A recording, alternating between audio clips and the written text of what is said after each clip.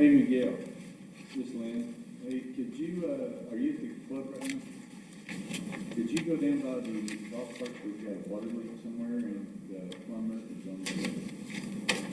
I think you better. Go ahead, Mr. Mayor. Okay, thank you. And this is. Go ahead, Mr. Mayor, you're live.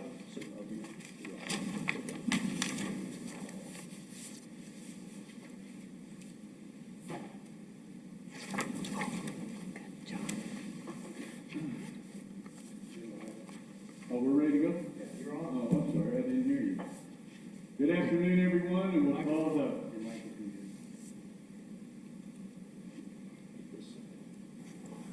Okay, now we're ready to roll. So good afternoon, everyone. Thank you for joining us for the January 12th, 2021 regular council meeting of the Village of Ruidoso.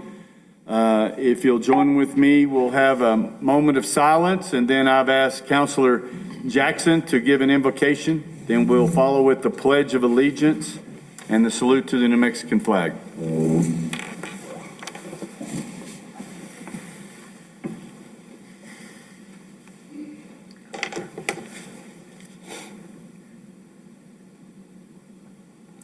Let us pray. Heavenly Father, in you we live and move and have our being. We humbly pray you so to guide over our governing responsibilities and to govern us by your Holy Spirit, that in life we may not forget you, but may remember that we are ever walking in your sight, being ever mindful of the needs of others. Through Jesus Christ our Lord. Amen. Amen. Amen. I pledge allegiance to the flag of the United States of America and to the republic for which it stands, one nation, under God, indivisible, with liberty and justice for all. I I salute the flag of the state of New Mexico, the symbol of perfect friendship among united cultures. Okay, thank you, everyone. And we're still working out of our temporary accommodations at the Ruidoso Convention Center, so we'd like to thank everyone. We have the whole council here in the same room, so that's awesome. So I'd like to follow with a roll call, please. Bertha? Yes, sir. Mayor Crawford. Here. Counselor Jackson. Here. Counselor Coughlin. Here. Counselor Salas. Here. Counselor Cornelius. Here. Counselor Letterman. Here. Counselor Eby. Thank you. All right, thank you, folks. And I want to thank especially Bertha for getting all this rigged up and put together, and with the agendas and getting the information out. So with that being said, we'll move forward with an approval of today's agenda, and I want to try to move pretty quickly. We've got a lengthy agenda, it looks We like. do. Well, Mayor, I move to approve the agenda as presented, giving you liberty to move items as you desire. Second. Mayor Crawford, Yes. Mayor Crawford, I did have a recommendation to remove an item. Okay, yes, sir. The discussion on the Bourne property, I'd like to recommend that we remove that item from the agenda. Okay, that was regular item Number 7. Yes. Yeah, number 7. With Yes, that- sir. With that stated, Mayor, I amend my motion to approve the agenda as presented, giving you liberty to move items, and the removal of regular item number 7, discussion and possible action recommendations by the village manager to authorize village legal counsel to file an action to acquire a temporary construction easement, 756 square feet, from John and Marilyn Bourne, easement number 77, 106 Fox Drive, Ruidoso, New Mexico, 88345. Second. Do we have a second? John. Okay, Mr. Cornelius had a second on that.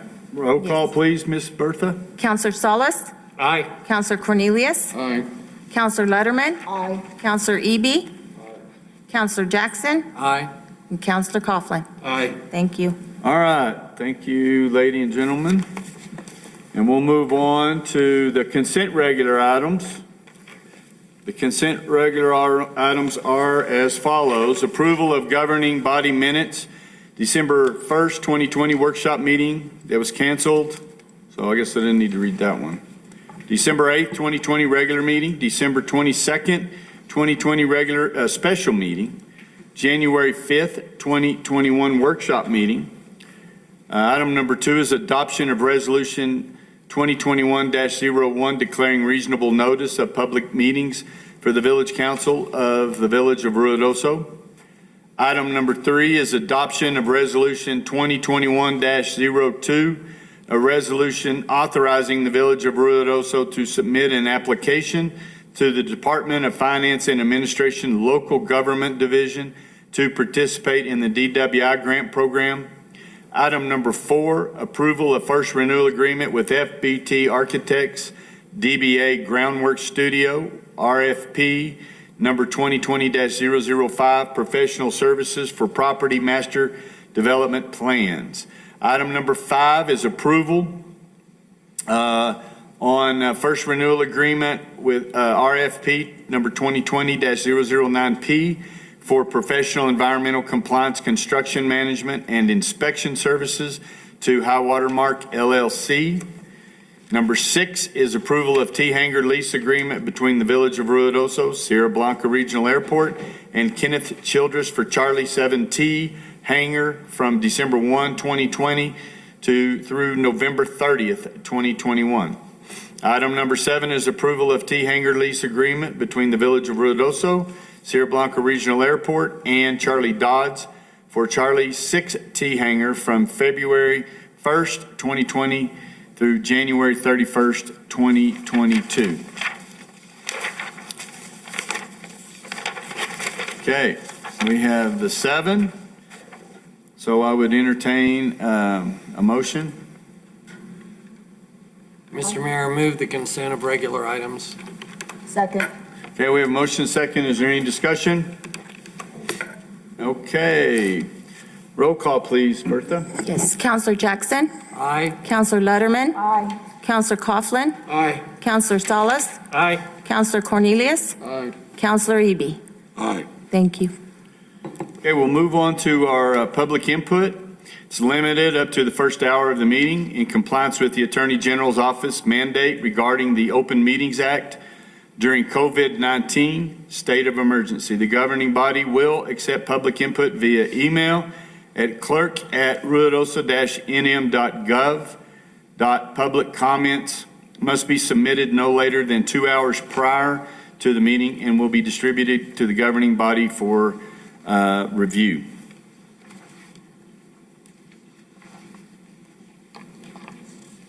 Okay, so we don't have anything on this section. We'll be, oh, just these right here? Okay. Emails or We stuff. did have, and I've got, I don't know, a bunch of them, that we cut it off at 11 a.m. as stated by the ordinance, that we have plenty of comments. They kind of vary, but, you know, some are more pro than con, but some are for doing something and others are not. And so we don't need to read all of them. I think they've been distributed to all the council. And then there were several that came in after 11 o'clock. So we'll be giving those at a later time. But we do have quite a bit of input put on these.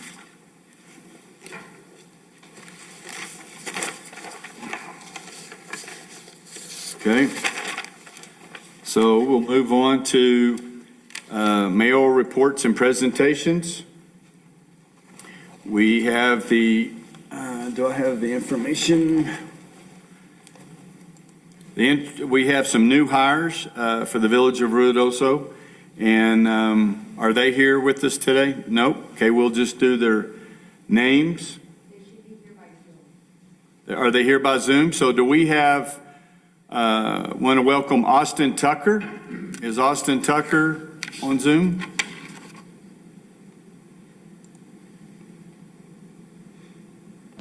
Mr. Mayor, this is Joe. He is not. Okay, he's not. He is an airline service tech. I guess he'll be with you, Joe, out at the airport. I'm wasn't able to.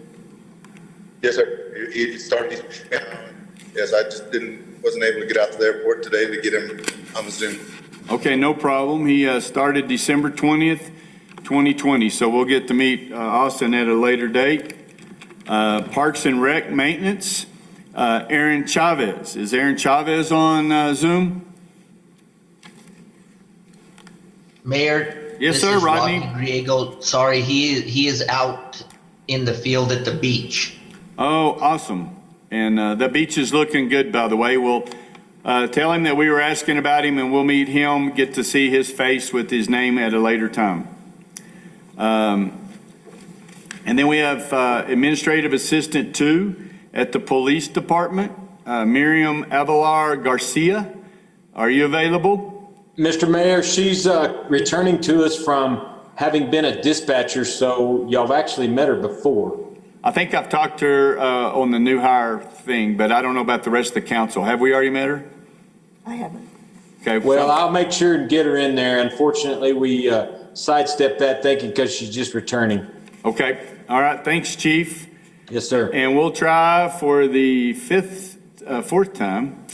We have a new firefighter, Lane Southard. Is Lane available? Okay. No, he is not available. He is off duty and unable to attend a Zoom. Okay. How's our chief doing? Hanging in there. Hopefully be back to work real soon. All right, buddy. Thank you, Chief Thedford. So Lane Southard. So we don't get to see any of these folks. So, but we welcome them, and we'll get to see their faces hopefully soon. We're going to have the presentation of employees and Department of the Quarter. Are any of those people here by Zoom? Yes. Yeah. Okay, so we have Randy on there, Robin. And again, we always are appreciative so much of the work ethic that our employees in different departments have, because they make the village go round. But is there any here in person? I don't see anybody on the screen. So we want to, Employee of the Quarter Award. It goes to Jeremy Nocella. And there's also a gift certificate that goes with this. You have to excuse me, I've got more stuff on my desk here than I normally ever do. Why don't you plug it in over here? Oh, yeah. Jeremy Nocella, and we'll have a plaque for him, and we'll have to get it to him sooner or later after all of these have been sanitized from my fingerprints, I guess. And we have, as always, Robin Parks does a wonderful job. Yeah. And I'm not sure which departments that these go with. Jeremy is Parks and Rec. Jeremy is with Parks and Rec. I knew that. And then Robin, she's with the administrative offices. Who do we have there? I recognize It's Randy Gary. and Gary. Randy and Gary. Okay, that's Gary Goss. Well, Gary's got his bright and shiny face on the screen. We want to thank you, Gary. We have you as Employee of the Quarter, and he is in our water production department over there with Randy Kay and those guys. You do a wonderful job, Gary. Thank you from the times that we were having a lot of issues some years back to the wonderful position that we're in today, and a lot of that's due for you. So we always appreciate all that you do, and so this is just a public acknowledgement of the things that you've done and how much we appreciate you. So thank you very much, Gary. Thank you, Mr. Mayor. And we'll get this to you. And then I see Robin. There's Robin. Hi there, Robin. We want to thank Robin. She does so much for us with all of our agendas and just the different things that she does in the office. Oh, Gary. What's that? My pretty job. Hey, Randy, can you mute yours? Oh, okay. Sorry about that. No problem. And back to our regular programming, Robin. Yes, sir. Okay, there you are. So it's just appreciation for all the things that you do.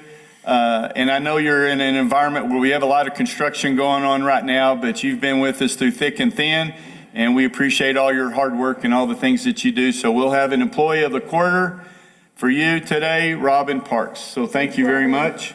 Thank you. And then to the police department, is Sal Beltran that round?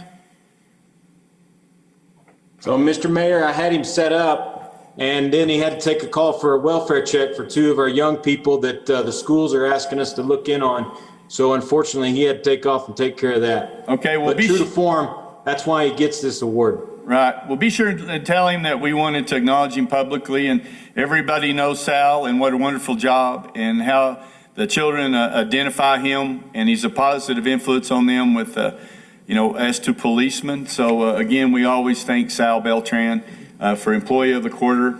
So thank you very much. Yeah. And we talked about Jerry. He didn't, and he already said he wasn't going to be there. Okay.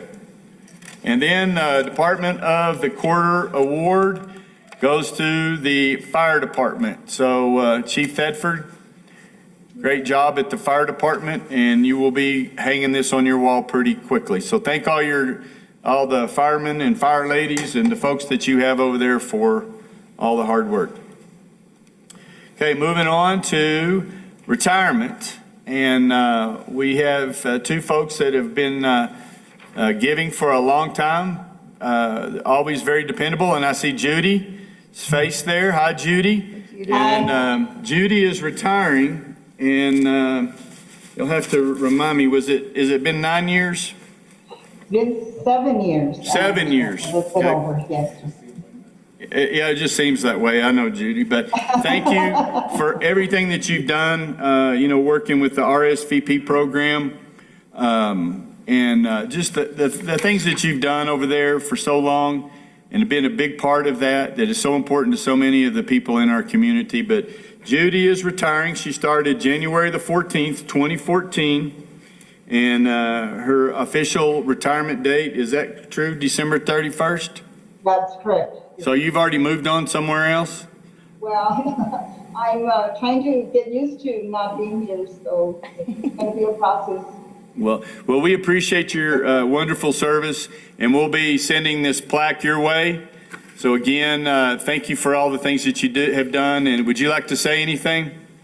I just want to thank you, Mayor. I want to thank Council, Mr. Dodge, and Mr. Sena, but especially Anthony Montes. It's been a genuinely positive experience working under his leadership and also under our overseer, of course, Rodney Griego.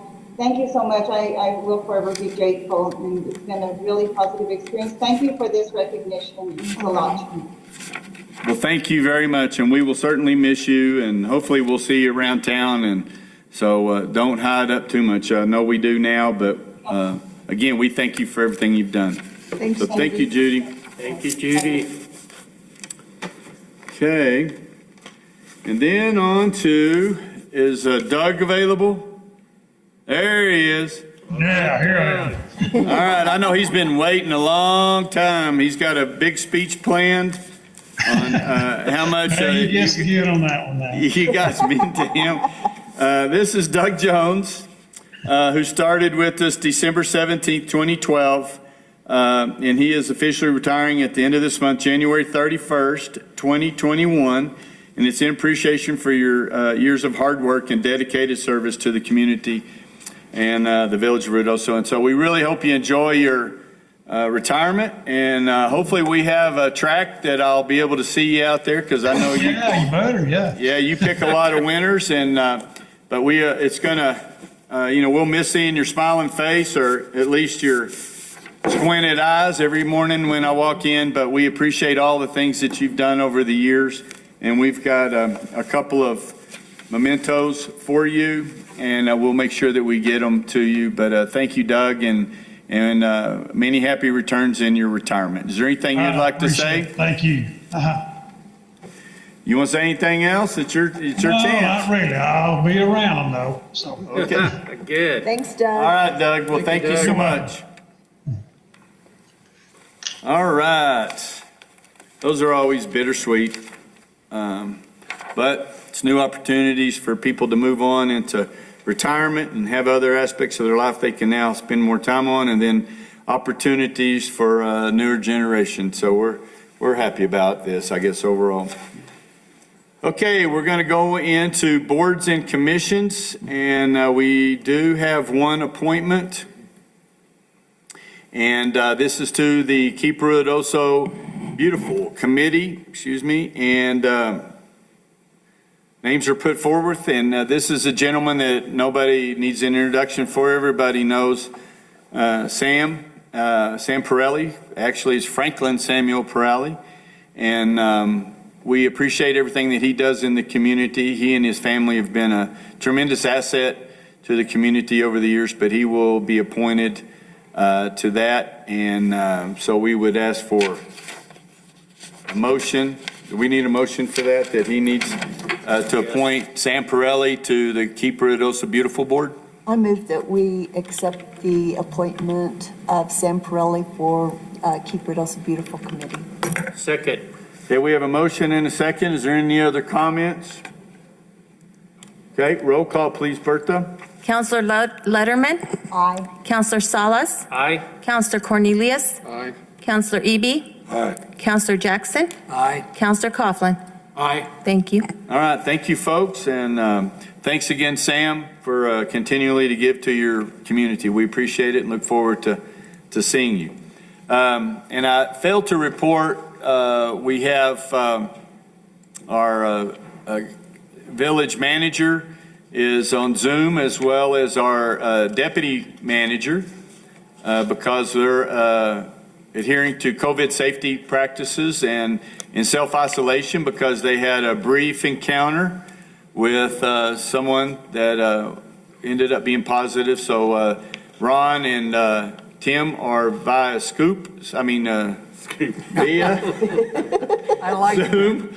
I don't know where I'm getting this stuff. It must have been the hamburger I had for lunch. It had some funny juice in it. I don't know. But anyway, so they're here, and we will be hearing from them later.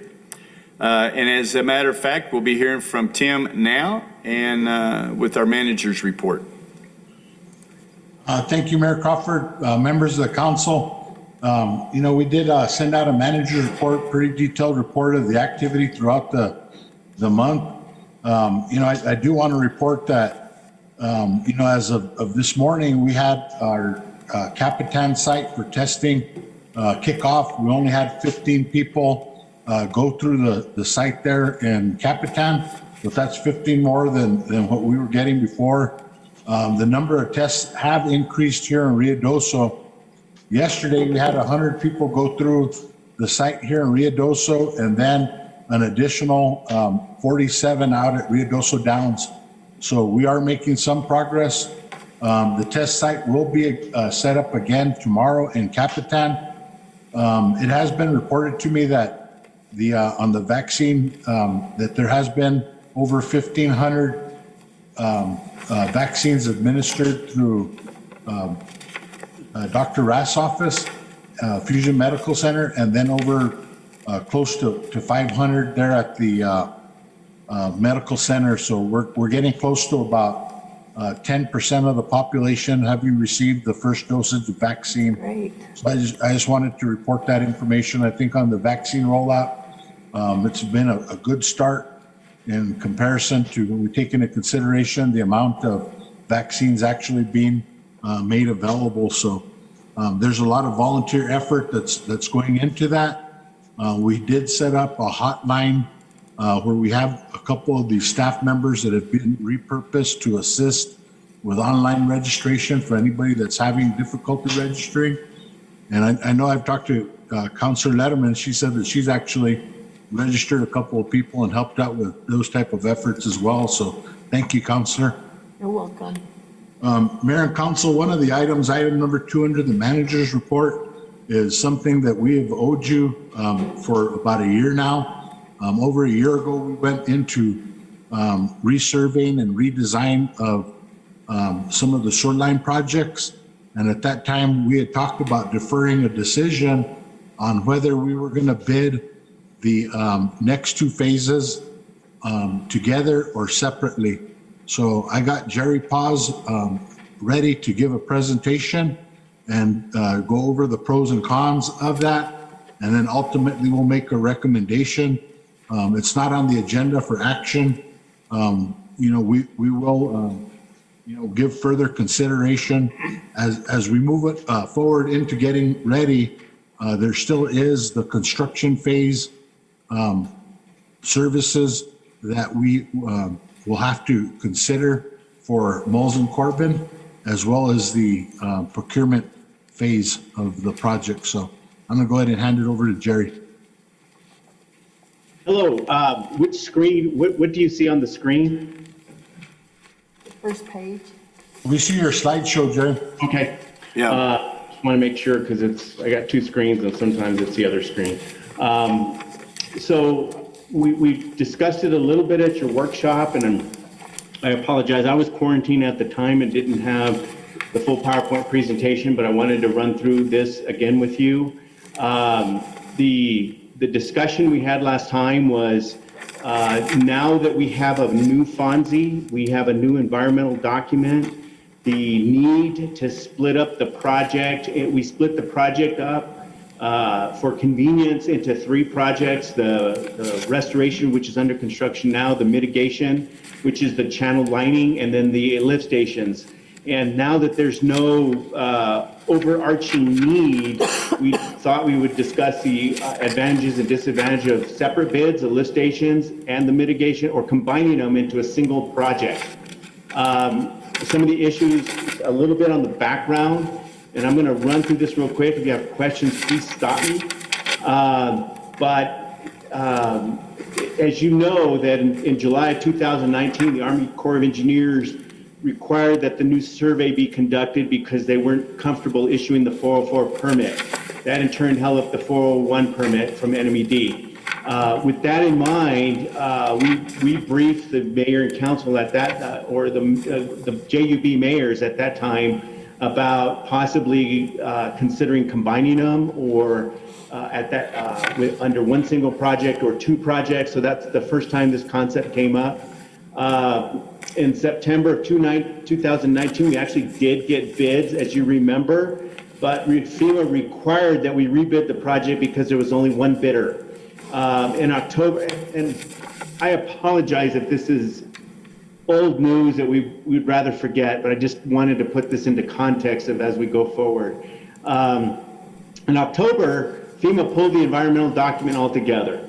So we had to suspend the contractor that was doing the restoration.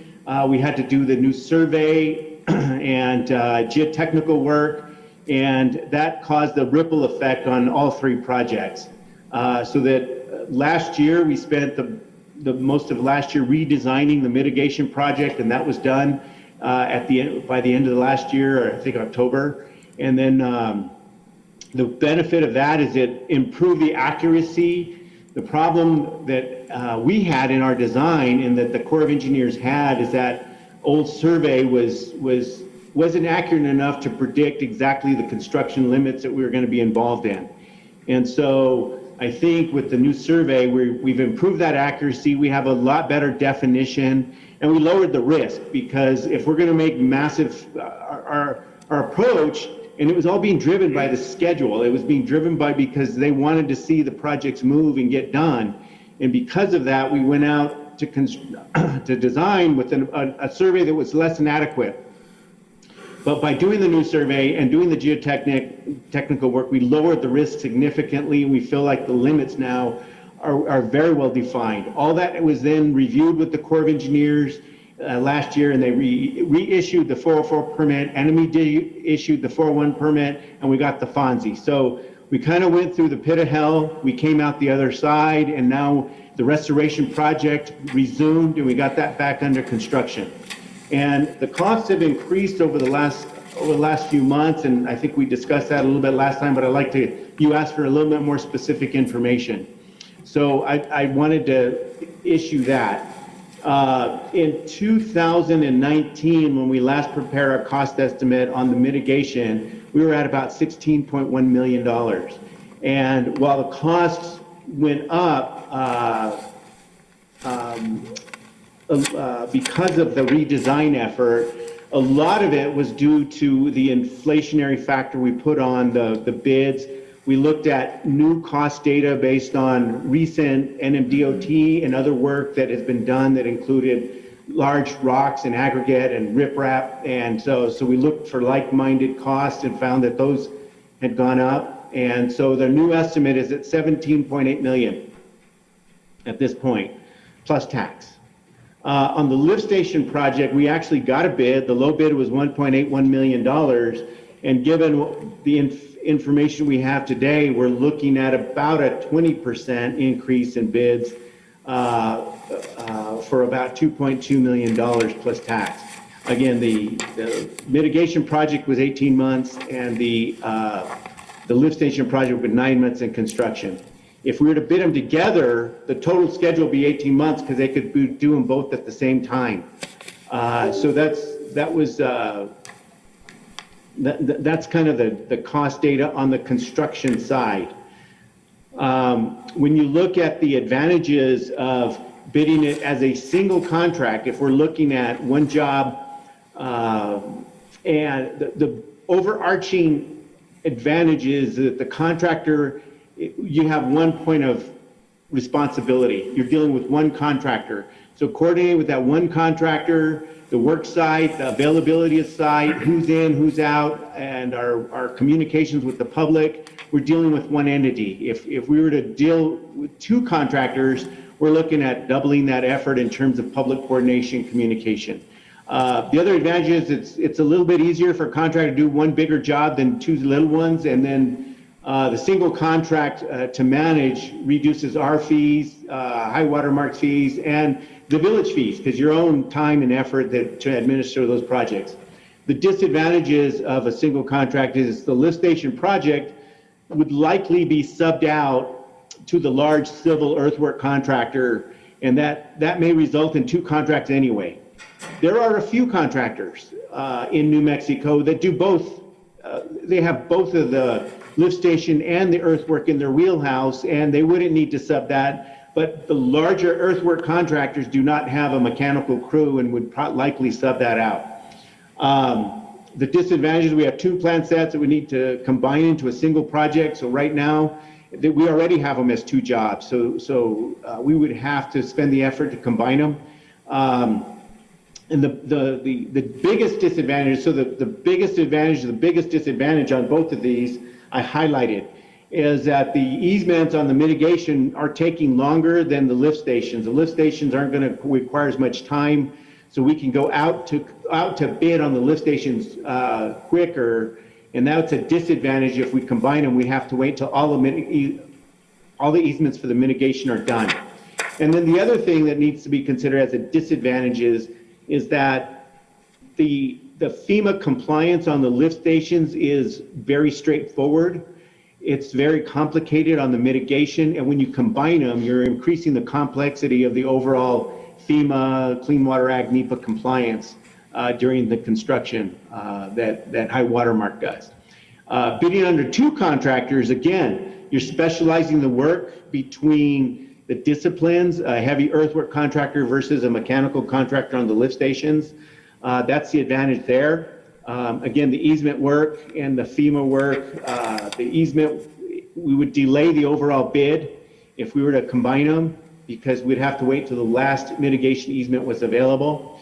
The disadvantages is we had only one bidder last time, so the competition wasn't all that heavy, but I think we talked about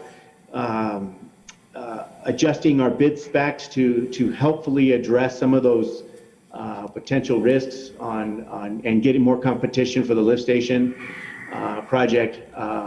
And then the biggest disadvantage of two contractors is we've got a lot more scheduling, a lot more running around to do, and coordination with the public, dealing with two contractors out there working as opposed to one. You all asked me at the last time of some of the impacts, and I think if you boil all of this down into a nutshell, it really boils down to a large earthwork contractor if we're bidding it as a single project, it'll go to the big contract because that one is 17 million, the other one's 2 million. So the big earthwork contractor is going to get the work. And if that earthwork contractor does utility work, there could be a savings of, if we do 5%, we're looking at about $110,000 of savings. if we were to, on the lift station project, because the mobilization, the duplication of project management on their end, they're going to see a savings. If the earthwork contractor does not do utilities, you could see the bids go up by as much as about 10 to 12%, or about $250,000 increase. So there's a decent upside. There's a bigger downside if we were to bid them as two. You asked for the engineering costs, and so I wanted to look at for the mitigation costs that we have provided the village in terms of our advertising, bidding it, the basic engineering service, the construction observation, and then the other services in the field. For the mitigation and the lift station, if you sum the two, it comes out to about 1.1 million. If you look at, if we combined it, we think there's a savings because we're not duplicating our project management, we're not duplicating all the observation, and we're being able to save some of the expenses from Moles and Corbin if we were to combine it. So the engineering costs do lower about 125,000. I did want to point out a few things when we last presented to the mayors, and we gave some budget numbers, and some of these observation numbers have been tweaked a little bit. Last time we didn't have a number for the lift station observation, so I've inserted that. The one thing that we did have, because if you remember, we had a bad survey, we had a hefty amount, 344,000, and because we felt like there was going to be a lot of changes based on that bad survey, that we were going to almost have to re-engineer it all in the field. And we felt like that was going to be a very intensive effort. It was opening ourselves up for change orders. It was a lot of risk on both parts. We were being driven by FEMA on the schedule to get the projects under construction. So in order to accommodate that risk, we put in a large number. So I lowered that number based on the numbers I provided to the mayors before. Jerry, before you move on from this slide, can you also cover what's currently under contract and what isn't on this spreadsheet? Yeah, the advertising bidding of award is currently under contract. I think we have about 49,000 left in our project. If we bid them out together, we think we can get it within that amount. If we combined them, we'd have to spend a little money combining the specs, but we think the cost overall would be lower. But this is already under a contract on a time and material basis, so if we're able to lower the amount, we will certainly do that if we combine them. The other ones, we will be coming to you for a construction phase services addendum to our contract at a future date. Jerry and Mayor and Council, Ron, I think we had sent out the prior information that was provided to us did we send that out to the council as well, Ron? Yes, all the presentations were sent to the council, yes. There was a presentation, but then also we had the information that was provided to us last September, broken down into task orders. Did we send that out? You're muted, Ron. That was emailed out to the council, and they'd also have copies of it, hard copies. Okay, and I just wanted to point that out because we sent that out so that there's just that, historic information that we had before Mayor and Council thing. Thank you, Tim. As we go forward, you also asked what hiccups could there be? What are we looking at in terms of future hiccups that worst case scenario things that could happen? And again, on the schedule, separate projects, we're looking at 18 months minimum if they overlap. If they don't, we could look at 27 months of activity going on in the village. If we combined them, the total schedule would be 18 months because they could do the lift stations within the time frame of the mitigation. So that's a variable that you would see. And then also, as we've experienced on your projects and other projects around the state, there are COVID shutdowns. We've seen COVID shutdowns because the agency got COVID and they shut the contractor down. We've seen shutdowns where the contractor's gotten COVID and they've shut down themselves and their crews. So that's a wild card that we're just having to learn to deal with. You asked about supply chain issues, and we've called the vendors, particularly the lift station equipment, and they've said it's hit and miss on them too. They've had projects where everything got delivered on time and projects moved quickly, but they've also seen delays of up to 3 months for components. We discussed last time, and we thought that would be a good idea to include ramp-up time into our bids to allow contractors time to get the equipment and deliver it to Ruidoso before they even start the job, so that there's nothing going on in the field that's disrupting the neighborhood, and then it's got to shut down for material delivery. So that's something we will add into the bids of these projects. And then field labor costs. I did some research both on current project we have ongoing, and then also looking at National Engineering News Record data. And so we are seeing that 10 to 20% cost increases due to field shutdowns and frequent shutdowns on contractors. We're looking at costs for the contractors to start to supply PPE and better safety equipment for their employees. And we're also seeing costs due to out-of-state contractor quarantine work. And that's kind of, I put that there because your mitigation project is of the size, over 15 million, that you're going to attract contractors from Texas and from Colorado, and maybe Phoenix. This is going to be attractive, like your restoration. The contractor comes out of Missouri.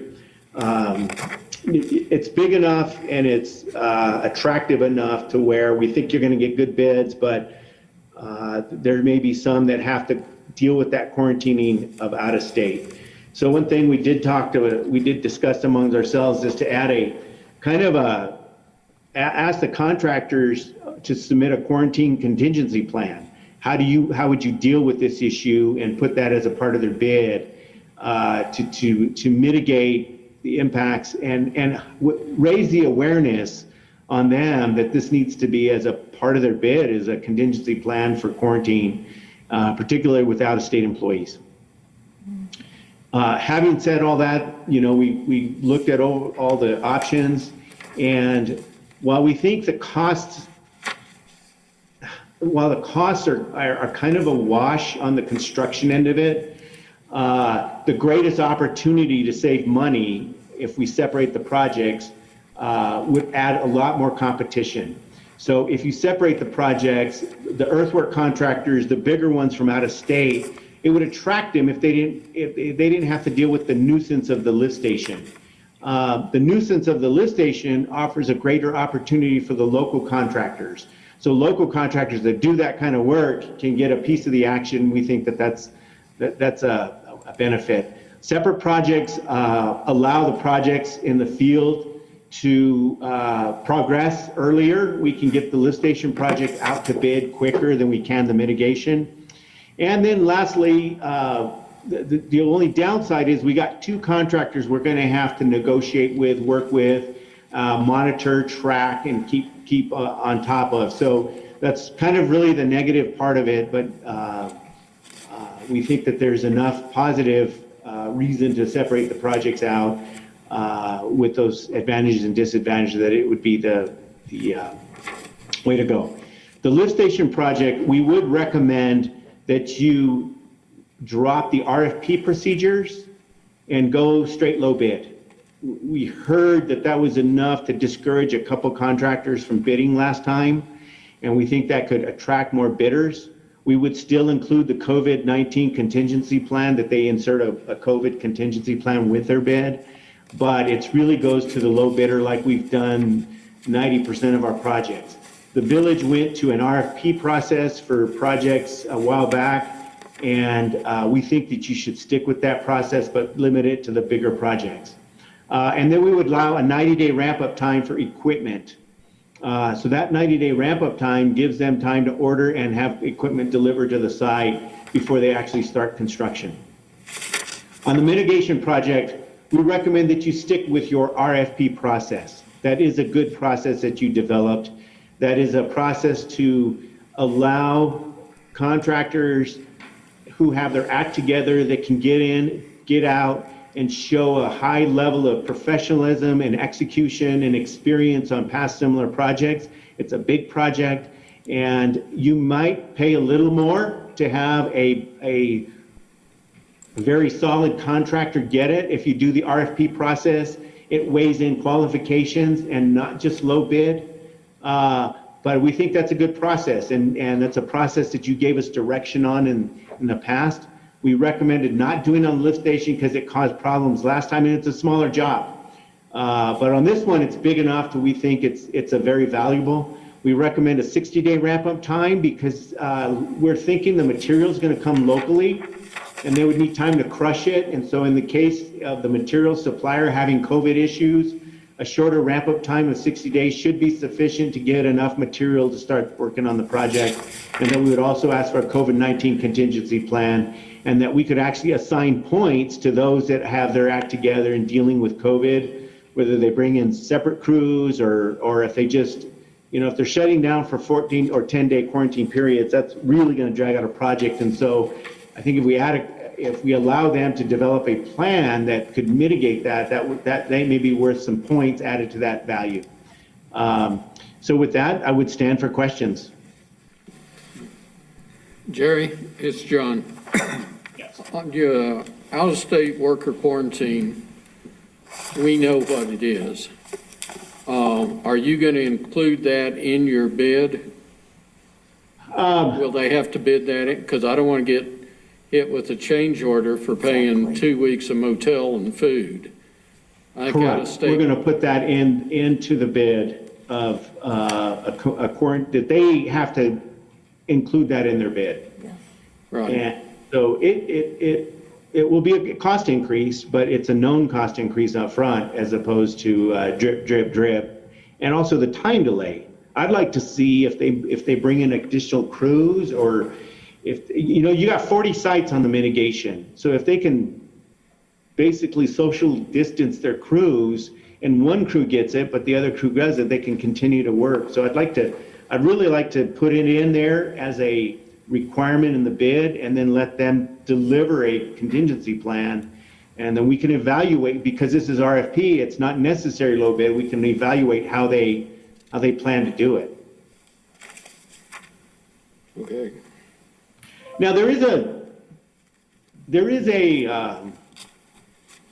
has been, and things change from week to week, but there has been some exemptions on work that is essential. Water and sewer has been considered an essential service. You've given us and your contractors certifications that they need to keep working on their essential projects. Infrastructure by and large is considered an essential service. So they do have some exemptions to the quarantine, but then the other side of it is common sense, is if to minimize the outbreak and to minimize the spread of COVID-19, whether we're exempt or not, we need to be practical and prudent about doing that. So yes, we're going to put it in there. There's a loophole in the back door, but we want to make sure that that's not how they bid the project, that they bid it to make sure they minimize the spread of COVID-19.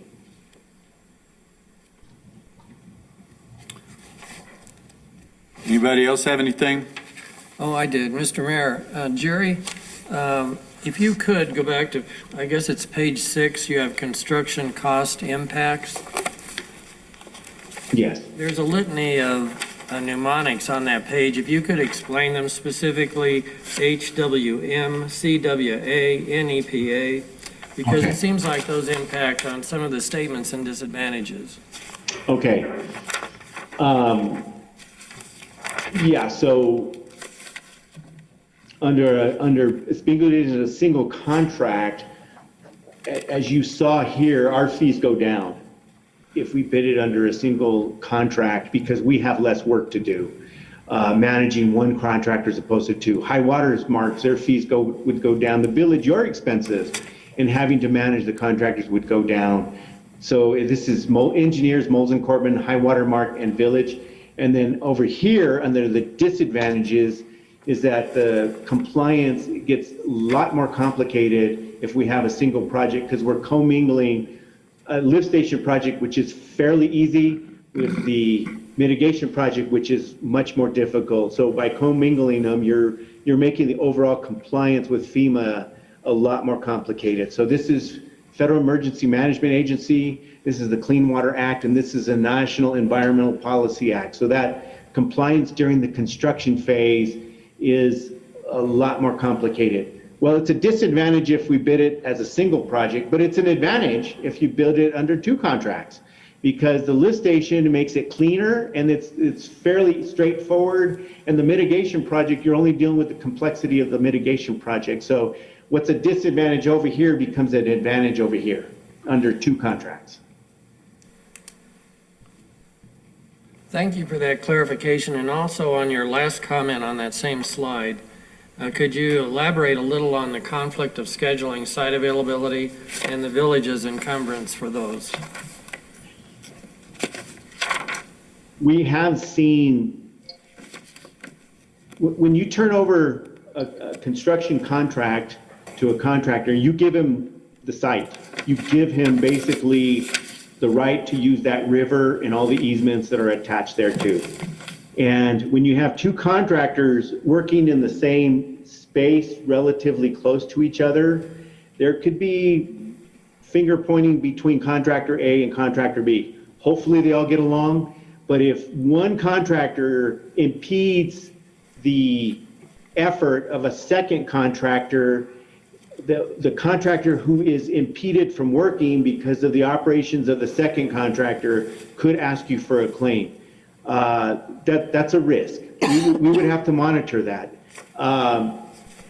The fact that we have weekly updates with the public, when we update the public, we're updating them on project 2 and project 3, as opposed to just one project, and the public can get square in their head which project they're working on, because there's only kind of one press release, as opposed to two that go out if we have two separate projects. So it gets a little complicated in terms of when you got two contractors and we're scheduling both of them at the same time in the same workspace, but also administratively, it could potentially pose conflicts. And so that's probably the greatest disadvantage of two contracts.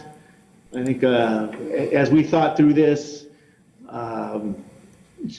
we felt like one contract probably has the more positive advantages than two, and that came out of our recommendation. And the biggest reason why is that I think it opens up to more competition and the greatest opportunities save on your construction amounts bid. I think you'll get more competition that way.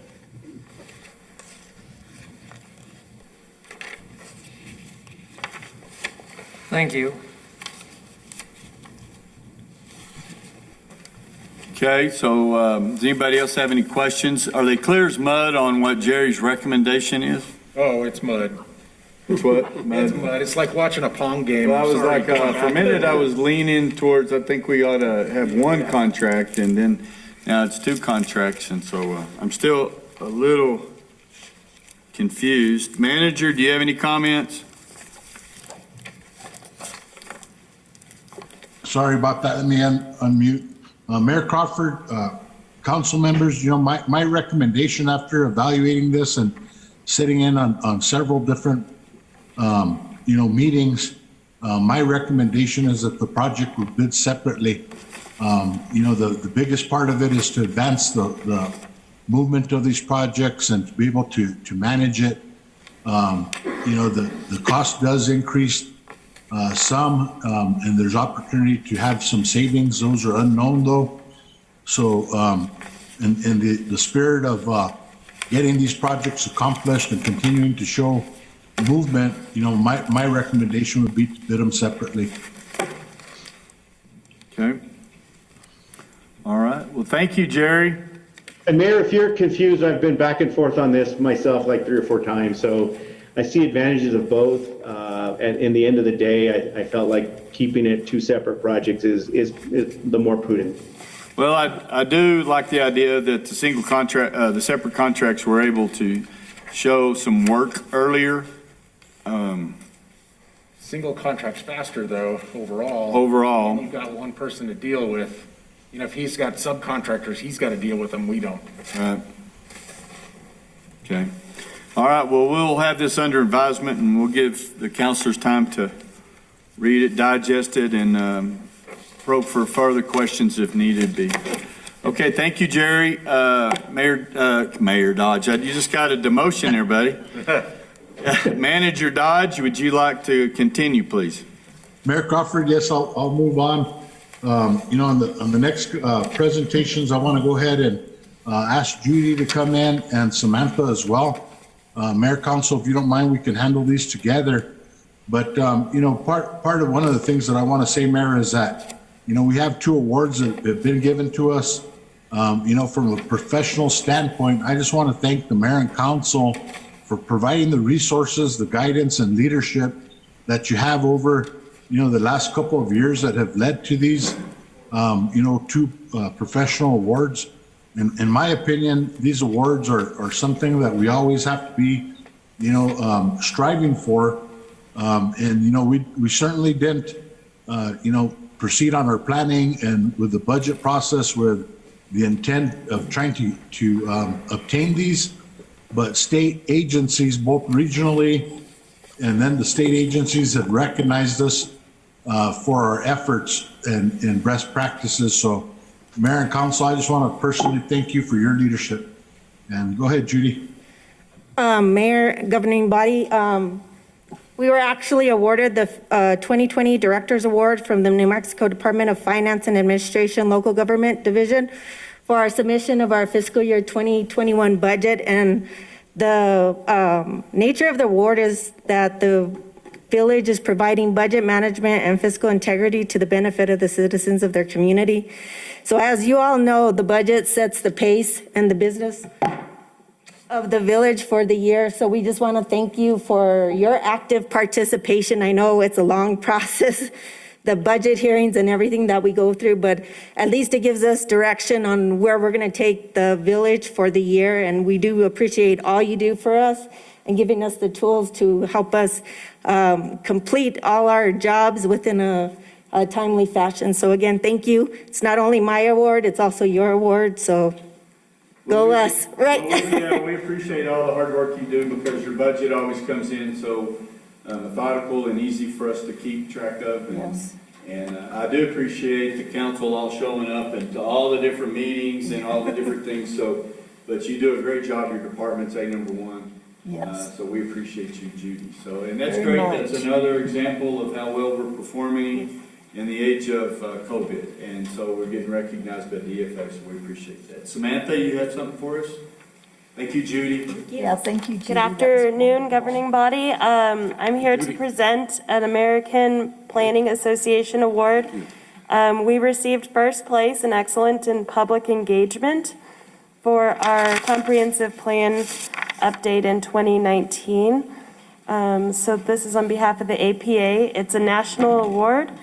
I just want to say, Mayor Crawford, you're instrumental in getting our community leaders and business leaders out to participate in forming this plan. And with your leadership, we are able to get buy-in from the community as well as our directors. And so the directors did a great job. They were fully engaged throughout the process through adoption and updated their section and provided leadership. We also gained acknowledgement at the New Mexico Municipal League as well. And so we did a presentation for them, and it was titled Not for the Shelf, a Comprehensive Plan in Action. So what we highlighted was the plan not collecting dust on the shelf and how the village staff has taken this plan and ran with it and implemented several of the goals already. And it's just a refreshing process to have our council members and mayor lead us, and we will use this plan to guide us and lead us into the future. Thank you very much. Thank you very much. And Tim, I know you and Ron and everybody had a tremendous amount of work put into that, and we did receive a lot of input from the community, and it did help us nail down our plan so that we can move ourselves forward and align it with our vision. But Tim, thank you very much for all that you did, and the council, I think it was well-deserved, and it was a lot of hard work. I know it wasn't easy, that's for sure. Mayor, and you know, I thought it was appropriate that we present these awards at this meeting. As you all know, we're gearing up for a strategic planning meeting. We're proposing having a town hall meeting to have the mayor present the state of the village. That would be on the 25th. And then the 26th and 27th, we would go into a strategic planning meeting with the mayor council and the directors. And I just, we've kind of reversed that. Before we would issue, we'll go through the process of the strategic planning, and then we would issue the state of the village. But due to the times with COVID and what some of the experiences are out there, and you know, just the active role that we have taken in community engagement, I'd like to, you know, request that the mayor, and I've had discussions with the mayor, he's really the one that's been driving community outreach, but we'd like to get some input from the community prior to having the strategic planning. So we're currently working on that process, and we'll fill you in as we get closer to those dates. Mayor, the next presentation is a presentation that you requested from Ziatran. So I believe Mr. Harden's here to present as well. Hey, Joe. Mayor Crawford, councilors, good afternoon. How are you today? And thank you for having me. You bet. Thank you for joining us. We just wanted to get a little update. I know you had some COVID issues and were shut down for a while, and it really highlighted at that point from the amount of phone calls I received that Zia has an essential part in our community. So I just wanted to talk to you and see how things are running right now. Right now, we're running up there, both fixed routes. We're running our paratransit / senior dial ride. Matter of fact, we just started the white route back up on Monday. They're running abbreviated hours right now due to shortage of drivers. I've lost 2 drivers and another driver that we're training that just started, went to Mexico on a family emergency, and he's still there. When he comes back, he's going to have to quarantine for 14 days. The white route is running 10:30 to 5:30, and the brown route is running from 9 to 6:30. Our paratransit / senior dollar ride is running from 8 to 4. Right now, we're actually shut down the rest of our system due to COVID in our building right before the holidays, and it took out my entire administrative staff. So we start back up operations down here on Thursday. We had a couple of hiccups originally last week. We got that straightened out, and we have a dispatcher at home doing the best that she can, and she's being inundated with calls up there. So we're glad we can still run up there. Okay. Thank you. Does anybody have any questions for Joe? Mayor, I do. I had a couple of people reach out to me, Joe, and one of the questions that came up was apparently the stop at the Nest on Highway 70 has been eliminated. Is that, do you know? It has not been eliminated. They don't want us advertising that stop. Okay. So we took it off our schedule. It's still there, but it's at their request. So they have to phone in and make a request? They do, and they want it that way for, I guess, security reasons. Yeah, it makes sense.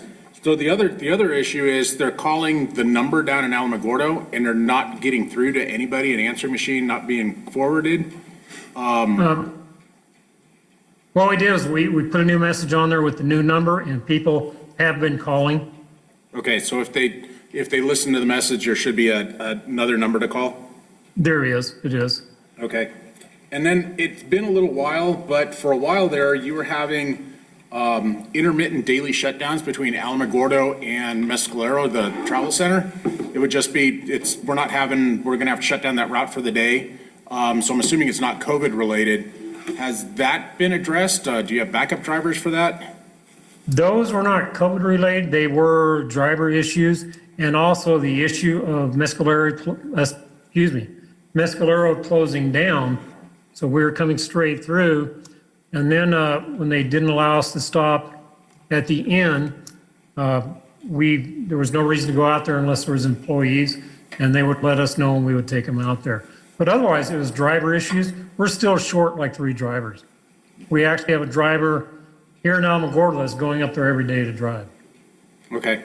Because I guess there's some people that do rely on that for transportation between the 2 counties. And staffing is an ongoing issue for everybody. So I can definitely understand that. But I told him I would ask the question since you were going to be coming. So I appreciate your answers. Thank you. Well, thank you. Anyone else? Okay. Thank you, Joe. Thanks, Joe. Appreciate You it. guys stay safe. You bet. You too, buddy. Mayor Crawford, council members, the next presentation I have for you today is an update on the court building, the magistrate court building. And from the administrative office of the courts, we got Mr. Clark on, as we also have on Mr. Gerberts, and representing us, Daniel Alsups, our legal counsel as well is on. So Mayor and council, Okay. I'll hand it over to Jason, I believe. Okay. Thank you, Tim. Thank you, Mr. Mayor and council members for having us here today. So yeah, I'll just go ahead and start kind of giving you an update on where we are and kind of how we got here for those of you who may not be aware. So when we started this new magistrate court project, we had kind of a vision for how we wanted to do these. It's part of a prototype project that we're doing not only with Ruidoso, but with Belen and with Lovington as well. So we wanted to develop a one courtroom, one hearing room, magistrate court prototype building that we could kind of pilot in these 3 cities and then hopefully expand to other areas of the state. And when we started, we had a kind of a vision for how we wanted to construct these buildings using kind of a metal frame building and using these movable interior smart walls inside of the building. They were called dirt wall systems, stands for doing it right through technology, as a way to provide flexibility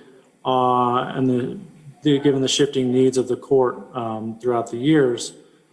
And as we projected and started getting the initial designs, we realized that it really wasn't going to give us the building that we would need for the long term, and we were running over our budget on these buildings. So we had to kind of rethink the entire scope of this project for these prototypes. We also had a turnover in our facilities manager position who was heading up this program. So it started under Luis Campos, but he went on to a job with the New Mexico State University. And Scott Grubitz, who is now our facilities manager, took over. So Scott came in with a fresh pair of eyes. Scott is also an architect and has many years of experience. And we were already having concerns about the budget for these projects. And Scott came in and given a fresh perspective, gave us some ideas of how we could cut costs and really increase the long-term life of these buildings. Because what we're looking at initially, the buildings weren't really looking like they were going to last more than 25 or 30 years at the most. And obviously that's not something that we thought would work for us, for the courts, or for you, for the village. So we thought we had to kind of envision how we were going to do it, kind of move away from the metal frame building to more traditional construction. And we would have to do away with the dirt wall systems inside the building, because that was really one of the things that was driving up our prices. So since we had to so dramatically kind of re-envision the scope of these projects, we thought that it would be more fair to cancel our contract with our architect that we had originally and put it out for a new RFP for new architect firms to give us proposals on how they would construct these buildings under our the new vision that we had for them. So obviously that caused some delays, but we thought that it was necessary to do so that we could save money and get buildings that were really going to last and work well for the court and for the community that these courts are going to be in. We did that. We canceled the contract and we put out a new RFP. And the RFP, we had several submissions. And then unfortunately, Scott had some medical issues that took him out of the office that nobody could have any control over. So that delayed our selection on the RFP. But Scott is back with us. And we have all of the RFP scores in from our selection committee.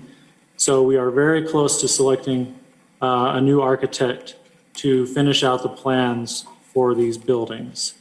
And the way that we structure the RFP is we will pick up where we left off with the designs that were completed by our original architect, which was just at the schematic design phase, which is the first phase of just kind of getting the drawings and the layout of the building. And where we really changed the scope is with the next phases of the design development and then the final construction documents that will give us that building that we're looking for that's really going to be a good solid building, but we'll still meet the needs of the court and the community. So we're hopeful that once we make a selection on this RFP, we'll be able to pick up and get those final design documents developed by our new architect. And we're hoping to be able to break ground in the spring. And Scott Grubitz, our facilities manager, is online as well, so he can answer more questions about the specifics of that timeline and when we hope to be able to break ground on these projects. Also, I'd like to add that we are aware that parking is a particular concern for the facility in Ruidoso, and we will make sure that that is conveyed to our new architect, and they will communicate with you all and making sure that we have the proper amount of space to have adequate parking, and that is included in the plans moving forward. So with that, I'll stand for any questions, or if you have any questions about the specifics of our timelines and kind of what we're doing with this project, I'll turn it over to Scott. Okay. Does anybody have any questions for Jason? No. Okay, we'll move on to Scott. Thank you, Jason. Thank you. Appreciate it. I'd just give you a quick synopsis of some of our reasoning, particularly regarding the dirt wall system, because I know a lot of people thought that was a great idea at the time. But in all fairness, it's like a good analogy would be buying a laptop today that you plan to start using 5 years from now. So one of our main concerns was that there'd be new and better technology by the time you potentially would want to renovate part of the courthouse. The whole idea of a metal building in a courthouse, those two things typically don't go together in my mind as an architect, because every courthouse I've ever been to in any community is a lasting example of government and that judicial entity. And we want a building there that's going to be a 50-year building and not be a maintenance issue for you guys or us. We're very optimistic about the responses that we've just received to the RFP. Some of those are a shining example of what we wanted to accomplish with developing a prototype that then gets site adapted to your village, other cities around New Mexico at a savings. And that's the way it should be. And we've got some very hopeful offerings there. Just to speak briefly about schedule, the minute that we make that selection, what we'd foresee is probably a 45-day period to complete the design development drawings. And part of that effort would be, we'd hope that our new architect would have much greater communication with you folks, because the idea here is we want to deliver the building that suits your needs. We don't want to design this thing in a vacuum, and it seems like in the past there was very little communication between the architects and you folks. And so our goal here is to deliver that building that everyone can be happy with, satisfied for years, and will really serve the purposes.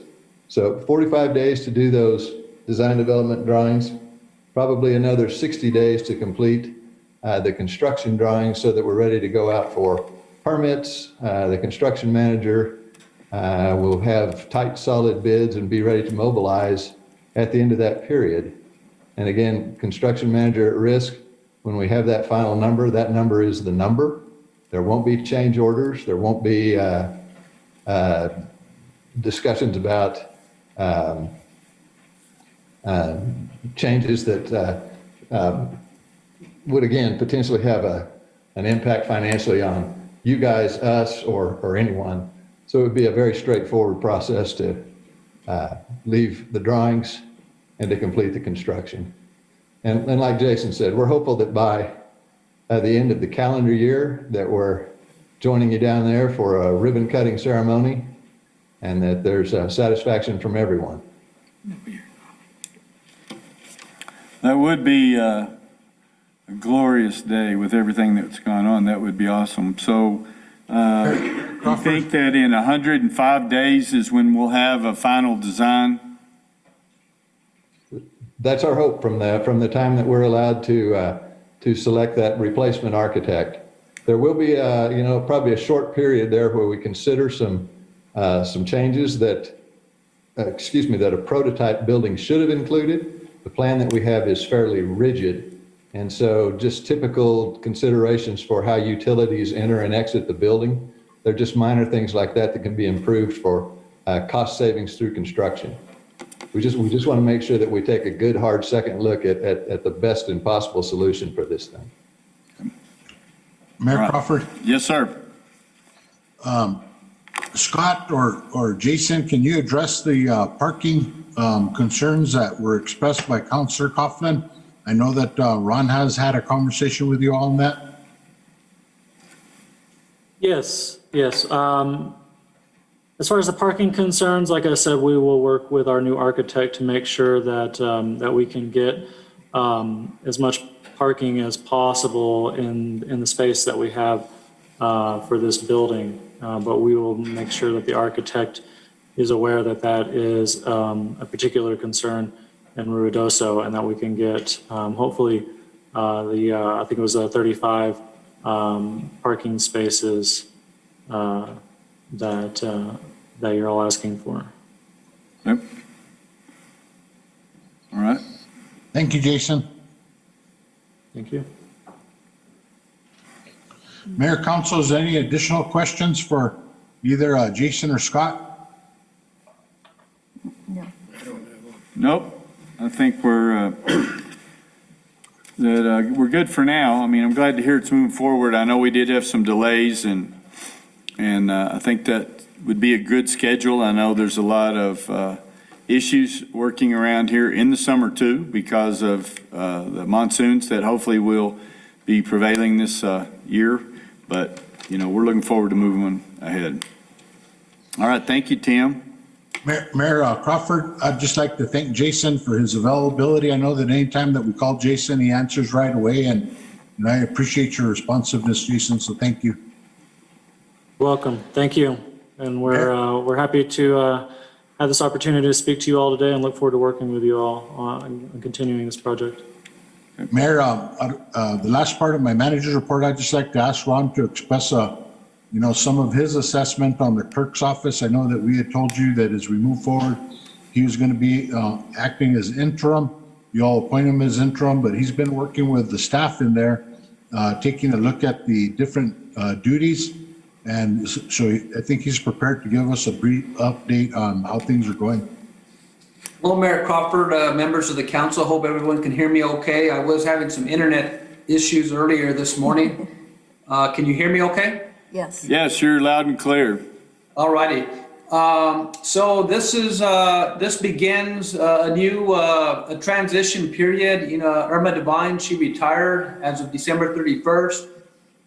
So beginning January 1st with our transition plan, we did inform the governing body that we would be providing an assessment process regarding the clerk's office and the department, and doing an evaluation of current staff and myself when it comes to the duties of the clerk's office. I wanted to inform the governing body that Bertha took the leadership role in preparing from the very beginning of the pre-agenda, the council workshop, through the council meeting, through today, the meeting process. She provided the packet. She was working with department directors. She was inputting through the Novus agenda system. And myself, I was able to still work on my other duties with other departments. And I had, with a minimal impact to myself, of having to being able to administer some of the clerk's duties. I did work with Bertha directly just on reviewing certain items. We had some agenda items that we added on from the workshop, but Bertha did an awesome job in moving this meeting forward, and here we are today. She monitored the email system with the different public emails that we received on the resolution and on the ordinance, also monitoring all of that. So we'll continue to provide, assess the department. We're going to continue with training with staff. We do have, had some staff that had been gone due to COVID. But we're going to begin making some more transitions with more training, and we're looking forward into doing some more software implementation regarding some of our administrative, like IPRA, the liquor license and so forth. But again, I wanted to just recognize Bertha on her work on providing and getting this meeting completed. Thank you, Mayor. Thank you, Ron. Thanks, Bertha. Ron, thank you for that, and thanks for the update on that, Ron, and for being on top of it. And I want to thank also Bertha for stepping up. I know that she's working on some cross-training, Mayor, but, difficult times we're dealing with. So, Mayor, with that, I'll stand for questions from the governing body, if there's any questions of me. I have several. Go ahead, Counselor. The manager's report. Thank you, Mayor. I noticed on your report, Tim, that there were a lot of new business license. I believe they were new for short-term rentals. Are we going to look at maybe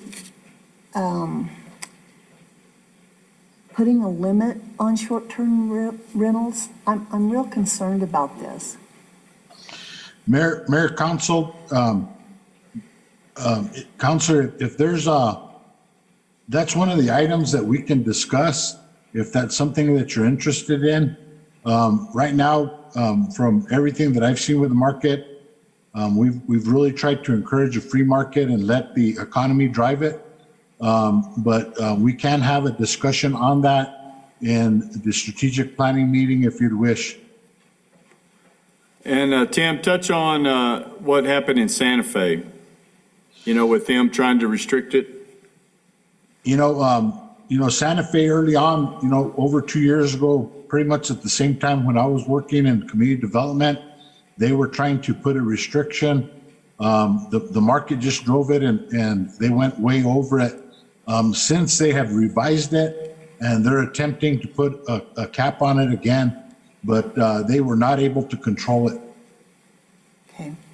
And you know how they like to control stuff in Santa Fe. Oh, yeah. So we definitely need to look at addressing this because of our long-term rental situation in the community. Workforce housing, affordable housing that issue has not disappeared. We're still constantly working on it. I know the Downs is starting to broach that conversation, and I know that we're assisting. Tim's been working with a few of them and to give them any kind of information and a hand up that we can, so. Thank you, Tim. Mr. Mayor, I had one or two other things.